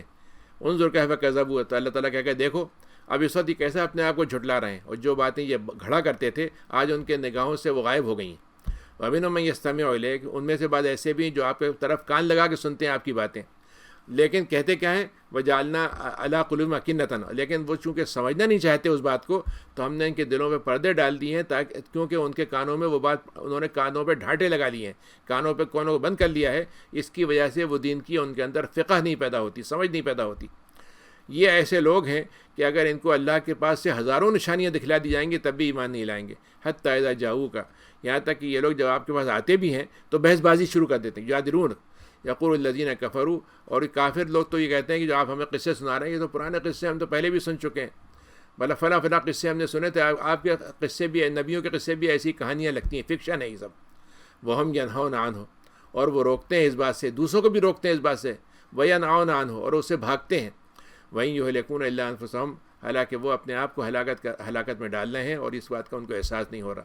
یعنی کفر کی ایک عجیب بات ہے کہ خود تو برا کام کریں گے لیکن دوسروں کو بھی برائی سے اچھائی سے روکنے میں کوشش کریں گے. وَلَوْ تَرَىٰ إِذْ وُقِفُوا عَلَى النَّارِ، کاش آپ اس کو وہ حالت دیکھ لیتے اس دن کی جو قیامت کا دن ہوگا جب وہ جہنم کے قریب ان کو کھڑا کر دیا جائے گا. اس وقت وہ یہ کہیں گے کاش ہم کو دوبارہ زندگی دے دی جائے تو ہم اپنے رب کی آیتوں کو جھٹلائیں گے نہیں اور ہم مومنین بن جائیں گے. بل بدا لہم ما کانوا یخفون، یہ بات تب ختم ہو گیا، وہ موقع تب ختم ہو گیا. اللہ تعالیٰ کہے گا نہیں اب تو تمہارے پر وہ چیز ظاہر کر دی گئی جس کو تم چھپایا کرتے تھے. تم کہتے جنت کچھ نہیں ہوتی، دوزخ کچھ نہیں ہوتی، تم کہتے خدا کا کوئی وعدہ نہیں ہے، اب آج نے تمہارے سامنے بالکل ظاہر کر دیا. ولو ردوا، ایسا پھر اللہ نے عجیب بات کہی، اگر ہم تمہیں بتا دیں اگر یہ دنیا میں دوبارہ لوٹا دی جائیں تب بھی یہ پھر وہی کام کریں گے جو ابھی کر رہے تھے. لمان ہوا نو، یعنی ان کی جو فطرت میں خرابی، یعنی جو اس میں ہدایت نہیں ملے گی وہ 10 دفعہ پیدا کر دیں تب بھی وہ ہدایت کے ساتھ نہیں جائے گا، اور جس کے اندر اللہ نے ہدایت کی راستہ ڈال دیا ہے وہ ایک دفعہ میں ہدایت قبول کر لے گا. وقالوا ان هي الا حیاتنا الدنیا، وہ یہ کہتے ہیں کہ یہ دنیا کی زندگی جو ہے نا یہ تو بس مزے کی زندگی ہے اور ہم تو بس یہ اچھی زندگی گزارنے کے لیے آئے ہیں، اس کے بعد کوئی اٹھانے کا مسئلہ نہیں ہے، مر گئے جی گئے ختم ہو گئی بات. جی ولو تراز وقفو، لیکن وہ کاش وہ وقت ان کو اللہ نبی آپ ان کو بتا دیں، ہم تمہیں بتا رہے ہیں نبی اور آپ ان کو بتا دیجئے کہ اگر قیامت کا دن جب ہوگا تو یہ اپنے رب کے سامنے کھڑے ہوں گے اور پھر ان سے پوچھا جائے گا کیا یہ حق نہیں ہے، تو وہ کہیں گے ہاں ہمارے رب ہم بالکل مانتے ہیں یہ حق ہے. ان سے کہا جائے گا ٹھیک ہے اب تمہارے اب ماننے سے کوئی فرق نہیں پڑتا، اب تم اس عذاب کو چکھو جس کا کیونکہ تم نے دنیا میں اس کا انکار کیا تھا. وہ لوگ خسارے میں پڑ گئے جنہوں نے اللہ سے ملنے کو جھٹلا دیا. حتی اذا جاءتہم الساعۃ، جب قیامت کا وقت آئے گا اچانک تو وہ کہیں گے کیسی حسرت کی بات ہو گئی، ہم تو بڑے خسارے میں پڑ گئے، ہم تو ندامت میں پڑ گئے کہ ہم نے اتنے زیادتیاں کی تھیں. اور وہ اپنے کندھوں پر اپنے بوجھ کو، گناہوں کے بوجھ کو اٹھائے ہوئے چلیں گے. کتنا برا بوجھ ہے جو وہ اٹھائے ہوں گے. اور دیکھو دنیا کی زندگی، اگر تم خالی دنیا کی زندگی گزارو گے، اس کے اندر مقصد لے کر نہیں آؤ گے، آخرت کے لیے اس کو استعمال نہیں کرو گے، تو یہ دنیا کیا ہے؟ کھیل ہے، کود ہے، کچھ بہکاوے کی چیزیں، بھلاوے کی چیزیں اس کے اندر، بھٹکانے کی چیزیں ہیں. اس سے زیادہ کچھ نہیں ہے اس میں. تمہیں دنیا کے 50 روزانہ ایک نیا ماڈل کی گاڑی لے رہے ہیں، مزہ آ رہا ہے، لیکن جب دنیا کی زندگی ختم ہوگی تو یہ ماڈل ہمارے ساتھ نہیں جائے گا. تو اللہ تعالیٰ نے کہا کہ دنیا کی تم سے اچھی چیز تم یہاں کی لے لو، یہ تمہارے لیے صرف تھوڑی دیر کے لیے بہلاوے کی ہے. اصل دار جو ہے، گھر جو ہے، وہ آخرت کا ہے، جس میں اگر تم تقوی اختیار کرو گے تو وہ تمہارے لیے ہوگا. تم کیا سمجھ میں نہیں رکھتی تمہاری بات؟ اے نبی، ہمیں معلوم ہے یہ آپ کو کیا آپ کے بارے میں کہتے ہیں، اور آپ کو اس سے بڑا غم ہوتا ہے. اور یہ اللہ نے ایک عجیب بات کہی کہ یہ آپ کو نہیں جھٹلا رہے ہیں، یہ تو اللہ کا انکار کر رہے ہیں، اللہ کی باتوں کا انکار کر رہے ہیں. یعنی دوسرے الفاظ میں آج مسلمان کو، کوئی بھی مسلمان کو گالی دی جاتی ہے، مولوی حضرات کو، علماء کو گالی دی جاتی ہے، تو یہ سمجھ لینا چاہیے کہ یہ گالی ہم کو نہیں پڑ رہی، اصل میں یہ گالی دینا چاہ رہے تھے اللہ تعالیٰ کو. تو اللہ تعالیٰ یہ کہہ رہا ہے کہ چونکہ تم میری جگہ پر گالی کھا رہے ہو تو تمہارا دفاع میں کروں گا. یعنی ایک مسلمان کو جب اللہ کے لیے، اللہ کے نام سے جب ایذا دیا جاتا ہے تو اللہ تعالیٰ کہتا ہے یہ میرے اوپر اصل میں آنا تھا حملہ، تم نے اس کو جھیل لیا ہے، تو سمجھ لو کہ میں تمہاری طرف سے کھڑا ہو جاؤں گا، تمہارا دفاع کروں گا. اس سے پہلے بھی رسولوں کے ساتھ یہ مسئلہ ہوا تھا، اور لیکن انہوں نے صبر کیا، جو جھٹلائے گئے اور جو تکلیفیں دی گئیں، یہاں تک کہ ہماری مدد ان کو آ گئی. اللہ تعالیٰ نے جو اپنی بات طے کر دی ہے اس کو بدلا نہیں جا سکتا، نہ اللہ تعالیٰ بدلتا ہے، نہ کسی اور کو یہ حق ہے کہ بدل دے. یعنی اللہ نے جو بھی فیصلہ کر دیا ہے، یعنی اللہ نے جب یہ طے کر دیا ہے کہ ایک آزمائش آئے گی، آزمائش کے بعد ہم مومنین کو نجات دیں گے، یہ ہمارا کلمہ ہے جو کبھی نہیں بدلے گا. اور اس کے لیے ہم نے نبیوں کو بھیجا تھا جن کے ذریعے سے خبریں مل چکی ہیں. اے نبی، اگر آپ کو یہ برا لگتا ہے کہ یہ لوگ آپ سے منہ موڑ لیتے ہیں اور آپ کو دل نہیں چاہتا کہ یہ کام کریں، تو آپ کو سوچتے ہیں کہ آپ کچھ یہ کوئی اور راستہ نکل آئے، تو جو راستہ اللہ نے طے کیا اگر آپ اس کو پسند نہیں آ رہا ہے راستہ، تو آپ ایسا کریے، کوئی سرنگ کھود لیجیے، زمین کے اندر سرنگ کھود لیجیے، یا کوئی سیڑھی لگا کے آسمان پہ چلے جائیے، اور پھر دیکھیے کہ آپ کو کوئی اور نشانی مل جاتی ہے وہاں سے.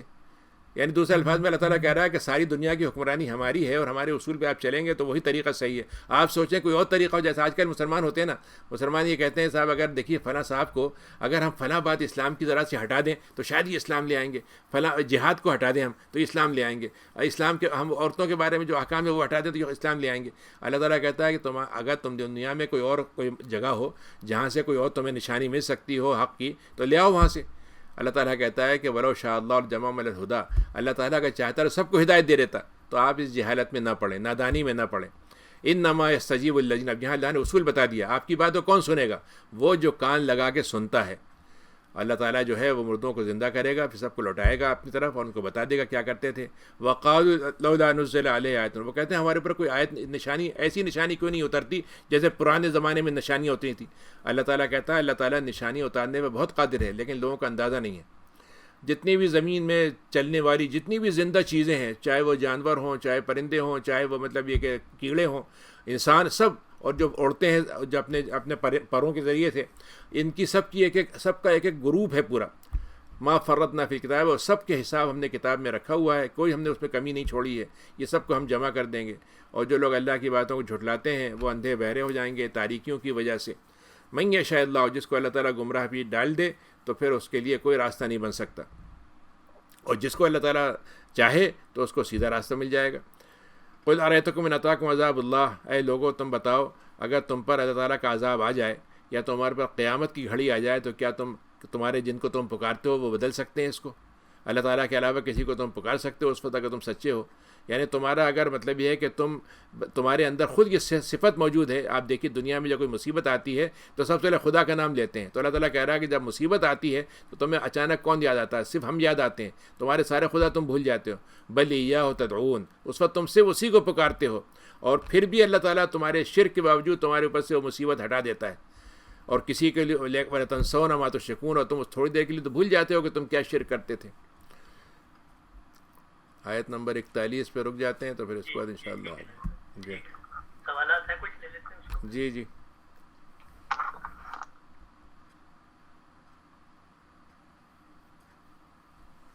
یہ آپ نے جو قرآن کو چھونے کے سلسلے میں فرمایا تھا تو اس میں 2-3 اور سوال آ گئے ہیں. کہ ایک سوال تو یہ کہ وہ اگر موبائل ہے ہمارے پاس اس میں قرآن ہے، تو اس کا کیا حکم ہوگا؟ موبائل کے بارے میں وہ حکم نہیں ہے جو کاغذ پہ لکھے ہوئے قرآن کا ہوتا ہے، تو اس لیے اس کو چھونے میں بغیر وضو کے کوئی مسئلہ نہیں۔ اچھا، یہ کہہ رہے ہیں کہ اس میں لاجک کیا ہے کہ اگر وہ ترجمہ بھی اس میں شامل ہے تو اس کو نہیں، اس کو چھو سکتے ہیں؟ اس لیے کہ ترجمہ جو ہے، ترجمہ انسان کا عمل ہے، اور انسان کا عمل مقدس نہیں ہے، یعنی قرآن ہی کا ترجمہ میں نے کیا ہے، لیکن جو الفاظ ہیں وہ میرے ہیں۔ لیکن قرآن بھی تو اس میں موجود ہے نا؟ وہ موجود ہے، لیکن دیکھیں نا، اگر آپ کوئی فقہ کی کتاب پڑھتے ہیں یا حدیث کی کتاب پڑھتے ہیں، مثلا حدیث سے بغیر وضو کے تو پڑھ سکتے ہیں نا حدیث کو، جبکہ وہ بھی وہی ہے۔ تو اصل میں یہ صرف قرآن جو اللہ تعالیٰ کا اتارا ہوا عربی میں کلام ہے، صرف اس کی یہ اہمیت ہے کہ اس کی طہارت اور اس کے تقدس کی وجہ سے اس کو بغیر وضو کے نہیں چھوئیں گے۔ یہ حکم جو ہے نہ حدیث کے لیے ہوگا، نہ اور ایسی کتاب میں جس میں 50 آیتیں قرآن کی لکھی ہیں لیکن اس میں موضوع کچھ اور ہے، اس کے لیے وہ حکم نہیں ہوگا۔ اور یہ ایک سوال ہے کہ کیا جمعے کی نماز گھر پہ ارینج کر سکتے ہیں؟ اب آج کل کے جو حالات ہو گئے ہیں اس میں اگر فرض کیجئے کہ 4-5 آدمی، یعنی 3+1، ایک امام اور 3 مرد ہوں، اور اس کے ساتھ کچھ عورتیں بھی ہوں، تو گھر میں اگر انتظام کر سکتے ہو تو کر سکتے ہیں۔ وتر کی نماز کے سلسلے میں ایک سوال ہے کہ اگر کوئی غلطی ہو جائے تو کیا سجدہ صاحب سے وہ صحیح ہو جائے گا یا دوبارہ پڑھنی پڑے گی؟ یعنی غلطی کا مطلب یہ ہے کہ مثلا آپ نے نماز تو پوری پڑھی لیکن آپ نے فرض کی دعائے قنوت نہیں پڑھی مثلا تو پھر تو اس میں کوئی کفارے کی یا سجدہ سہو کی ضرورت نہیں ہے۔ لیکن اگر اس میں فرض کیجیے آپ نے ایک رکوع نہیں کیا یا آپ نے ایک سجدہ نہیں کیا، تو پھر تو وہ رکعت آپ کو بعد میں دہرانا چاہیے، یعنی جو ایک رکعت نامکمل ہے اس کو بعد میں پورا کر لیجیے، پھر سجدہ سہو کر لیجیے۔ ٹھیک ہے، امید ہے کلیئر ہو گیا ہوگا۔ المائدہ کی آیت نمبر 66 میں کے مطابق کیا ابھی بھی امکان ہے کہ توریت اور انجیل اس کے ماننے والوں کے لیے رہنمائی کرے؟ تورات اور انجیل کا اب رہنمائی یہ ہوگی کہ اس کی رہنمائی سے جو قرآن مجید کی طرف اس نے رہنمائی کی اس کو قرآن میں لا کے تلاش کریں، یعنی اب یہ کتابیں اللہ نے منسوخ کر دیں، تو منسوخ کتاب سے آپ کو یہ حوالہ تو مل جائے گا کہ اب آگے والی ناسخ کتاب کون سی ہے، تو ناسخ کو آپ کو لینا پڑے گا، یعنی جو اب لیٹسٹ ہے۔ مثلا آپ دیکھیں نا، اگر ایک آدمی 10 ایڈیشن نکالتا ہے کتاب کے اور یہ کہتا ہے کہ جو میرے پرانے ایڈیشن تھے وہ میرے ہی لکھے ہوئے ہیں لیکن اب وہ ان کے اندر تبدیلی میں نے کر دی ہے، تو اب جو ماننے والا حصہ ہوگا وہ کون سا ہوگا؟ وہ ہوگا جو لیٹسٹ ہوگا۔ سورہ نحل آیت نمبر 70 ہندوستان پاکستان کی میں اگر اس کو دیکھتے ہیں تو اس میں قف اور لا دونوں لکھا ہوا ہے۔ اگر ایک آیت کے بعد قف بھی لکھا ہو اور لا بھی لکھا ہو تو اس میں کیا حکم ہے؟ وہ اس کا طریقہ یہ ہوتا ہے، اگر آپ یہاں پر مطلب یہ ہے کہ اگر آپ فلاں آیت کے ساتھ آئے ہیں اور یہاں پہ رکتے ہیں تو آپ رک جائیے، اور اس کا مطلب ہوتا ہے کہ یہاں پر وقف کرنا جائز ہے، ٹھیک ہے نا۔ لیکن اگر آپ نے وقف نہیں کیا تو پھر اس کے بعد آپ اس کو مطلب یہ کہ آگے کی آیت کے ساتھ ملا کر پڑھیں، اس کا یہ مطلب ہوتا ہے۔ یہ ایک کامنٹ ہے بہت لمبا سا، میں پڑھ دیتا ہوں، آپ سمجھیں اس کو۔ السلام علیکم، مولانا صاحب just told that non-religious people make fun of religious dressing، یعنی کپڑے جو پہنتے ہیں۔ I agree and is wrong and nobody has right to make fun of anybody, but mostly religious people judge other people and think they are the best people, and other normal regular Muslims are going to hell. This is the matter of Allah and Banda. Nobody knows how good or bad a person thinks. Thanks. دیکھیے، اس میں جو بات آپ نے کہی ہے، پہلی بات بھی صحیح ہے، دوسری بات بھی صحیح ہے، لیکن دوسری بات آدھی صحیح ہے۔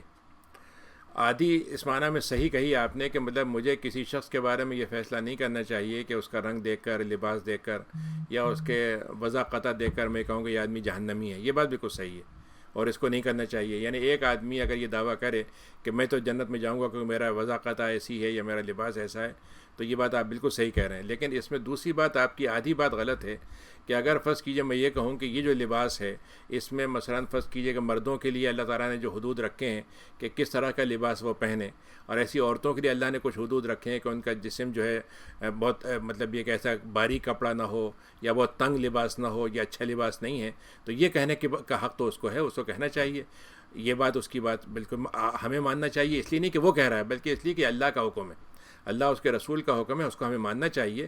لیکن یہ جملہ ہم جو کہہ دیتے ہیں کہ اللہ بہتر جانتا ہے کہ ہمارے بارے میں ہم کون ہیں کیا ہیں، تو اگر آپ یہ کہنا چاہ رہے ہیں کہ اللہ کے بارے میں ہمیں فیصلہ اللہ ہی کرے گا، بالکل ٹھیک ہے. لیکن اگر آپ یہ کہیں کہ صاحب میں جو بھی چاہوں لباس پہنوں، جیسا بھی رہوں، مجھے مطلب یہ کوئی ٹھیک کرنے کی آپ کو ضرورت نہیں ہے، یہ جملہ صحیح نہیں ہے. ہمیں تو آپ کو یعنی بات یہ ہے کہ کوئی آدمی تنبیہ کر رہا ہے اچھی بات کی طرف، تو آپ کو تو شکر گزار ہونا چاہیے کہ اس نے آپ کو ایک اچھی بات کی طرف بتایا ہے. تو جو باتیں اسلام میں لباس کی بھی ہیں، کھانے پینے کی بھی ہیں، عبادتوں کی بھی ہیں، جو احکام دیے گئے ہیں، اس کو ہمیں اس طرح سے لینا چاہیے جیسے دیا گیا ہے. اور اگر ہم سے کوئی کوتاہی ہو رہی ہے اور کوئی تنبیہ کا دیتا ہے تو اس کو مان لینا چاہیے. باقی دوسرا آدمی اپنے بارے میں کوئی تکبر کرے تو وہ بات غلط ہے. اور اگر ہم بھی تکبر کر رہے ہیں، مطلب ہمیں کہہ رہے ہیں کہ صاحب ہم تو اللہ کے سب سے چہیتے ہیں، چاہے ہم کچھ بھی پہنے اللہ کے چہیتے ہیں، تو تھوڑا بہت تکبر ہم نے بھی کر لیا. پھر یہ بتائیے صاحب، اس سوال ہے کہ بنی اسرائیل اور یہود میں کیا فرق ہے؟ بنی اسرائیل تو یعنی ایک خونی رشتے کا نام ہوا نا، یعنی یہودی تو ایک دین کا نام ہے، ایک فکر کا نام ہے. اور جو یہودیوں کے ماننے والے، چونکہ بنی اسرائیل کے لیے اللہ نے یہ دین اتارا تھا، تو اس لیے ان کی کتاب ہدایت جو تھی وہ بنی اسرائیل کے لیے تھی. یعنی دوسرے الفاظ میں ان کا دین جو تھا براہ راست دیا گیا تھا بنی اسرائیل کو، اور بنی اسرائیل ذمہ دار تھے پورے انسانوں کو اس دین کی طرف بلانے کے یا اس کے اندر داخل کرنے کے. تو بنی اسرائیل کا تعلق خونی تعلق ہو گیا، قبائلی تعلق ہو گیا، اور یہودی کا تعلق دین سے اور فکر سے ہوگا. تو یہ کرسچن جو ہے یہ بھی بنی اسرائیل میں ہے؟ بنی اسرائیل ہی تھے، یہ بھی بنی اسرائیل تھے. وہ تھا عیسیٰ کی وجہ سے جن لوگوں نے جی ہاں یہودیت سے اپنے آپ کو الگ کر لیا تو وہ عیسائی کہلانے لگے. یعنی اگر آپ دیکھیں تو نصارہ اصل میں جو لفظ نکلا ہے وہ حضرت عیسیٰ علیہ السلام جو ناصرہ جو ہے، نظارت ایک جگہ ہے، وہاں پیدا ہوئے تھے. تو جو لوگ ان کی پیدائش سے ان کو یعنی ان کو کہا تھا کہ مسیح ناصری، تو جو لوگ ان کو مانے جاتے تھے ان کو نصرانی کہا جاتا ہے، جس کو ہم عیسائی کہتے ہیں، یعنی عیسیٰ کے ماننے والے. ہمارے ہاں اس کو عیسائی کہتے ہیں، عربی میں اس کو کہتے ہیں نصرانی، یعنی عیسیٰ علیہ السلام کے ماننے والے. تو تھے تو وہی بنی اسرائیل، لیکن بعد میں وہ الگ ہو گئے. یہ بتائیے کہ جو دعا مانگی تھی حضرت عیسیٰ علیہ السلام نے کھانے کے لیے، کیا وہ آئی تھی پھر؟ جی ہاں آئی تھی باقاعدہ، جی ہاں اترا تھا دسترخوان، اور اس کے بعد لوگوں نے اترتے ہوئے اس کو دیکھا بھی تھا، اسے کھایا بھی تھا. اور اسی لیے جو ان کے یہاں فیسٹ ہوتا ہے نا، جو یہ مطلب یہ کہ عیسائیوں کے یہاں وہ روایت اس کی موجود ہے کہ وہ اس کی ایک یادگار بناتے ہیں یہ لوگ. یہ سورہ انعام کے بارے میں یہ پوچھ رہے ہیں، کیا یہ ایک مرتبہ میں اتری تھی پوری سورہ؟ اس کے گرد 70,000 فرشتے تھے.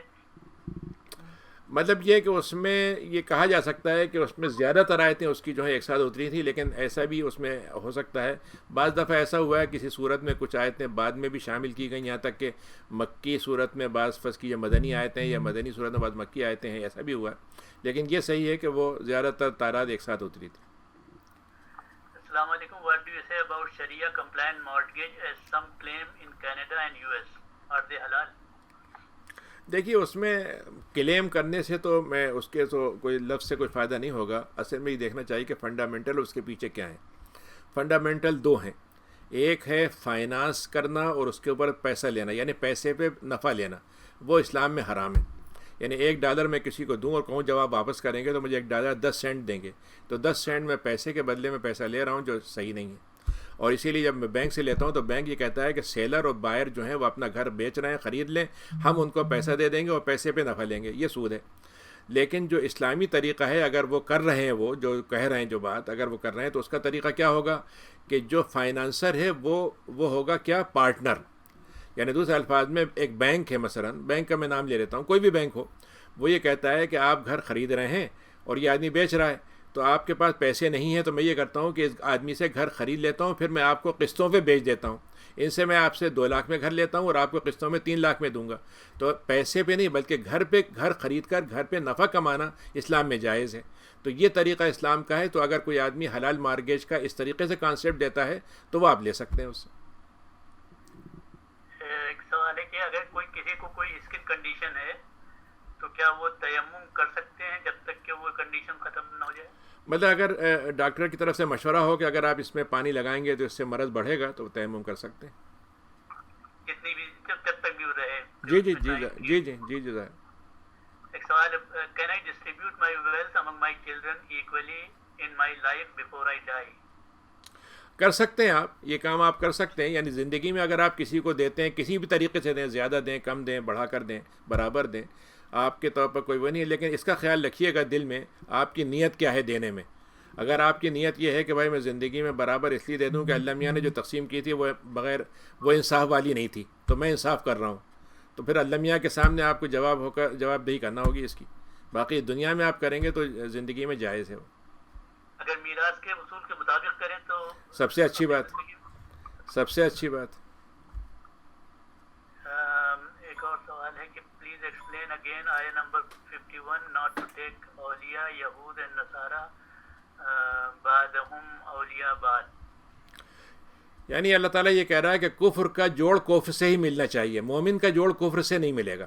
یعنی کافر اور مومن کا جو جوڑ ہے وہ اللہ تعالیٰ کہہ رہا ہے کہ وہ جو دنیا کے لحاظ سے جوڑ ہے وہ تو کوئی حرج نہیں ہے کہ آپ ایک ساتھ رہ رہے ہیں، ایک ساتھ شہری ہیں، پڑوسی ہیں، ایک دوسرے کے ساتھ لین دین میں شریک ہیں. لیکن جو کفر اور ایمان کی بنیاد پر جو رشتہ بنتا ہے وہ نہیں بننا چاہیے آپ کا.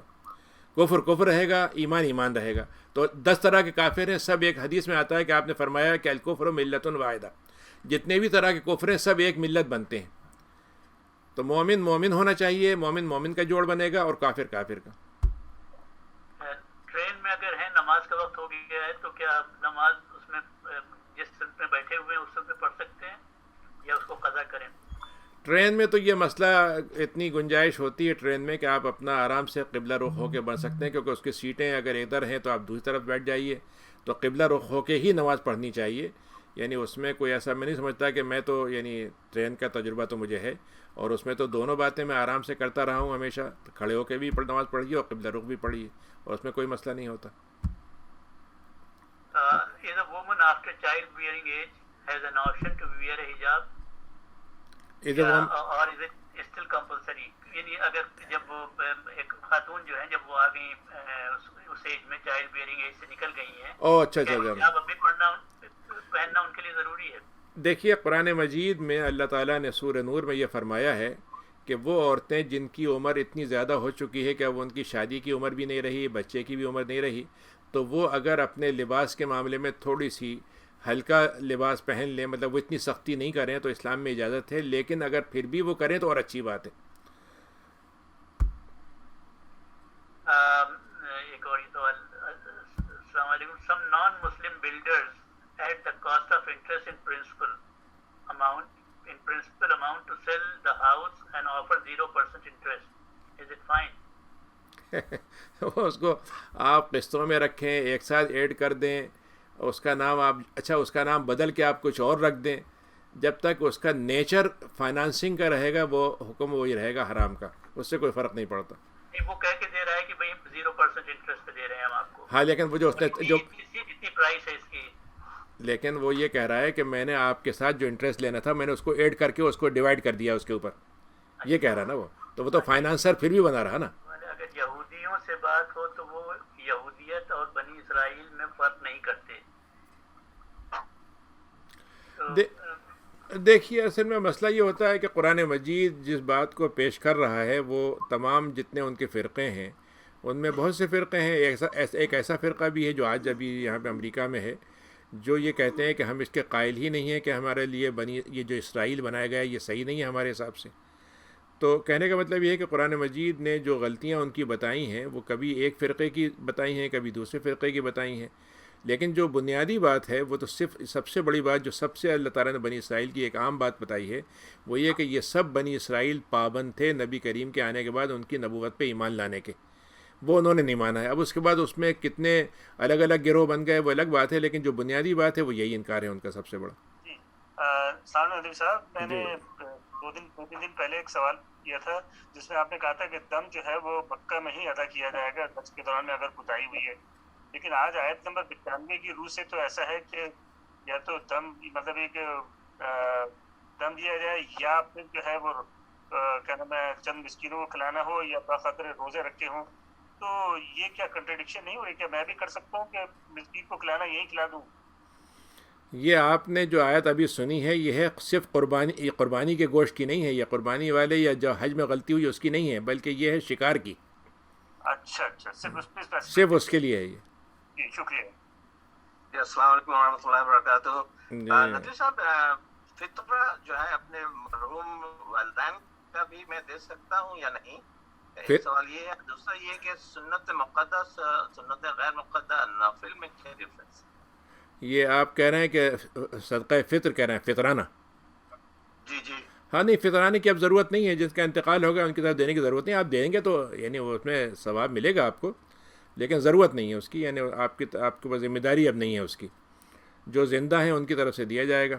باقی سنت مؤکدہ جو ہوتی ہے اصل میں ایسی سنت کو کہتے ہیں جس کو نبی کریم نے ذرا تھوڑی زیادہ پابندی کے ساتھ کیا، یعنی چھوڑا بھی ہے لیکن زیادہ پابندی کی ہے. اور غیر مؤکدہ وہ ہے جس کو آپ نے کبھی کبھی کیا ہے، تو اسی کو ہم نفل بھی کہتے ہیں. یعنی کہ نفل، اس کا مطلب یہ ہے غیر مقدہ جو ہے وہ نفل ہے، غیر مؤکدہ نفل ہے. جی السلام علیکم ڈاکٹر صاحب. جی وعلیکم السلام. سجدہ سہو میں سہو کن کن چیزوں پہ واجب ہے؟ سجدہ سہو ہر اس چیز میں واجب ہے جو سنت درجے کے غلطیاں ہیں، سنت کے درجے کی. اگر کوئی فرض درجے کی غلطی ہو گئی تو اس میں سجدہ سہو سے کافی نہیں ہوگا. مثلا فرض کیجئے میں 2 سجدے کرنا چاہیے، میں نے 1 سجدہ کیا تو سجدہ سہو سے وہ ختم نہیں ہوگا، مجھے 1 رکعت پوری پڑھنا پڑے گی. لیکن جیسے بیچ کی 2 دفعہ 4 رکعت میں سے 2 رکعت کے بعد جو ہم بیٹھتے ہیں وہ سنت ہے، اگر اس میں نہیں بیٹھے کھڑے ہو گئے تو اس کو بعد میں سجدہ سہو سے اس کو وہ کر دیں گے. تو اس طریقے سے بعض اور ایسے اعمال ہیں جو سنت درجے کے جو ہوں گے اس کے اندر سجدہ سہو ہوتا ہے. جزاک اللہ. ایک اور سوال آگے، یہ آخری سوال ہے، کین وی گیو فطرہ ٹو لوکل فوڈ بینک؟ جی دے سکتے ہیں، جی دے سکتے ہیں. چلیے بہت شکریہ آپ حضرات کا. ندی صاحب بہت شکریہ. بس اس میں ایک بات کا خیال رکھیے کہ جو ہم فوڈ بینک کو دے رہے ہیں وہ ایسا فوڈ بینک ہونا چاہیے جو عید سے پہلے وہ تقسیم کر دے اسے. یعنی اگر وہ روکے رکھتے ہیں 10 دن کے بعد دیں گے، 15 دن کے بعد دیں گے تو وہ پھر غلط ہوگا. ان کا کام یہ ہونا چاہیے کہ وہ عید کے دن تک اس کو سب کو تقسیم کر دیں. اب میں یہ پوچھا تھا رضوی صاحب کہ اگر میں نے عصر کی 4 کے بجائے 3 ہی رکعتیں پڑھ لی اور سلام پھیر دیا، اب مجھے بعد میں یاد آیا تو پھر مجھے اس کو اعادہ کرنا چاہیے پوری نماز کا، یا صرف 1 رکعت پڑھ کے سجدے سہو کریں؟ اگر آپ فوراً آپ کو یاد آ گیا جہاں آپ بیٹھے ہوئے تھے تو آپ کھڑے ہو جائیے، 1 رکعت پڑھ کے سجدہ سہو کر لیجئے. لیکن اگر آپ کو چل پھر گئے، ادھر ادھر چلے گئے، پھر یاد آیا تو پھر دہرائیے اسے. جزاک اللہ. سوری، مجھے یہ سجدہ سہو میں ایک خیال آ رہا ہے کہ اگر بجائے سجدہ سہو کرنے کے اگر آپ اس کو پوری ابینڈن کر دیں اور بالکل نئے سرے سے دوبارہ پڑھ لیں تو وہ بہتر ہے یا سجدہ سہو ہی کرنا چاہیے؟ مطلب بہتر کا تو میں نہیں کہوں گا، لیکن اگر آپ یہ کام کرتے ہیں تو اچھی بات ہے، اس میں کوئی گناہ کی بات نہیں ہے. لیکن جب آپ کو شریعت نے گنجائش دی ہے تو اس سے فائدہ اٹھا لیجیے. جزاک اللہ. بہت شکریہ آپ حضرات کا. ندی صاحب آپ کو بہت شکریہ. انشاءاللہ کل پھر 6:30 کو جی ملاقات ہوگی. انشاءاللہ. اس وقت تک کے لیے اجازت دیجیے. اللہ حافظ. السلام علیکم. وعلیکم السلام ورحمۃ اللہ.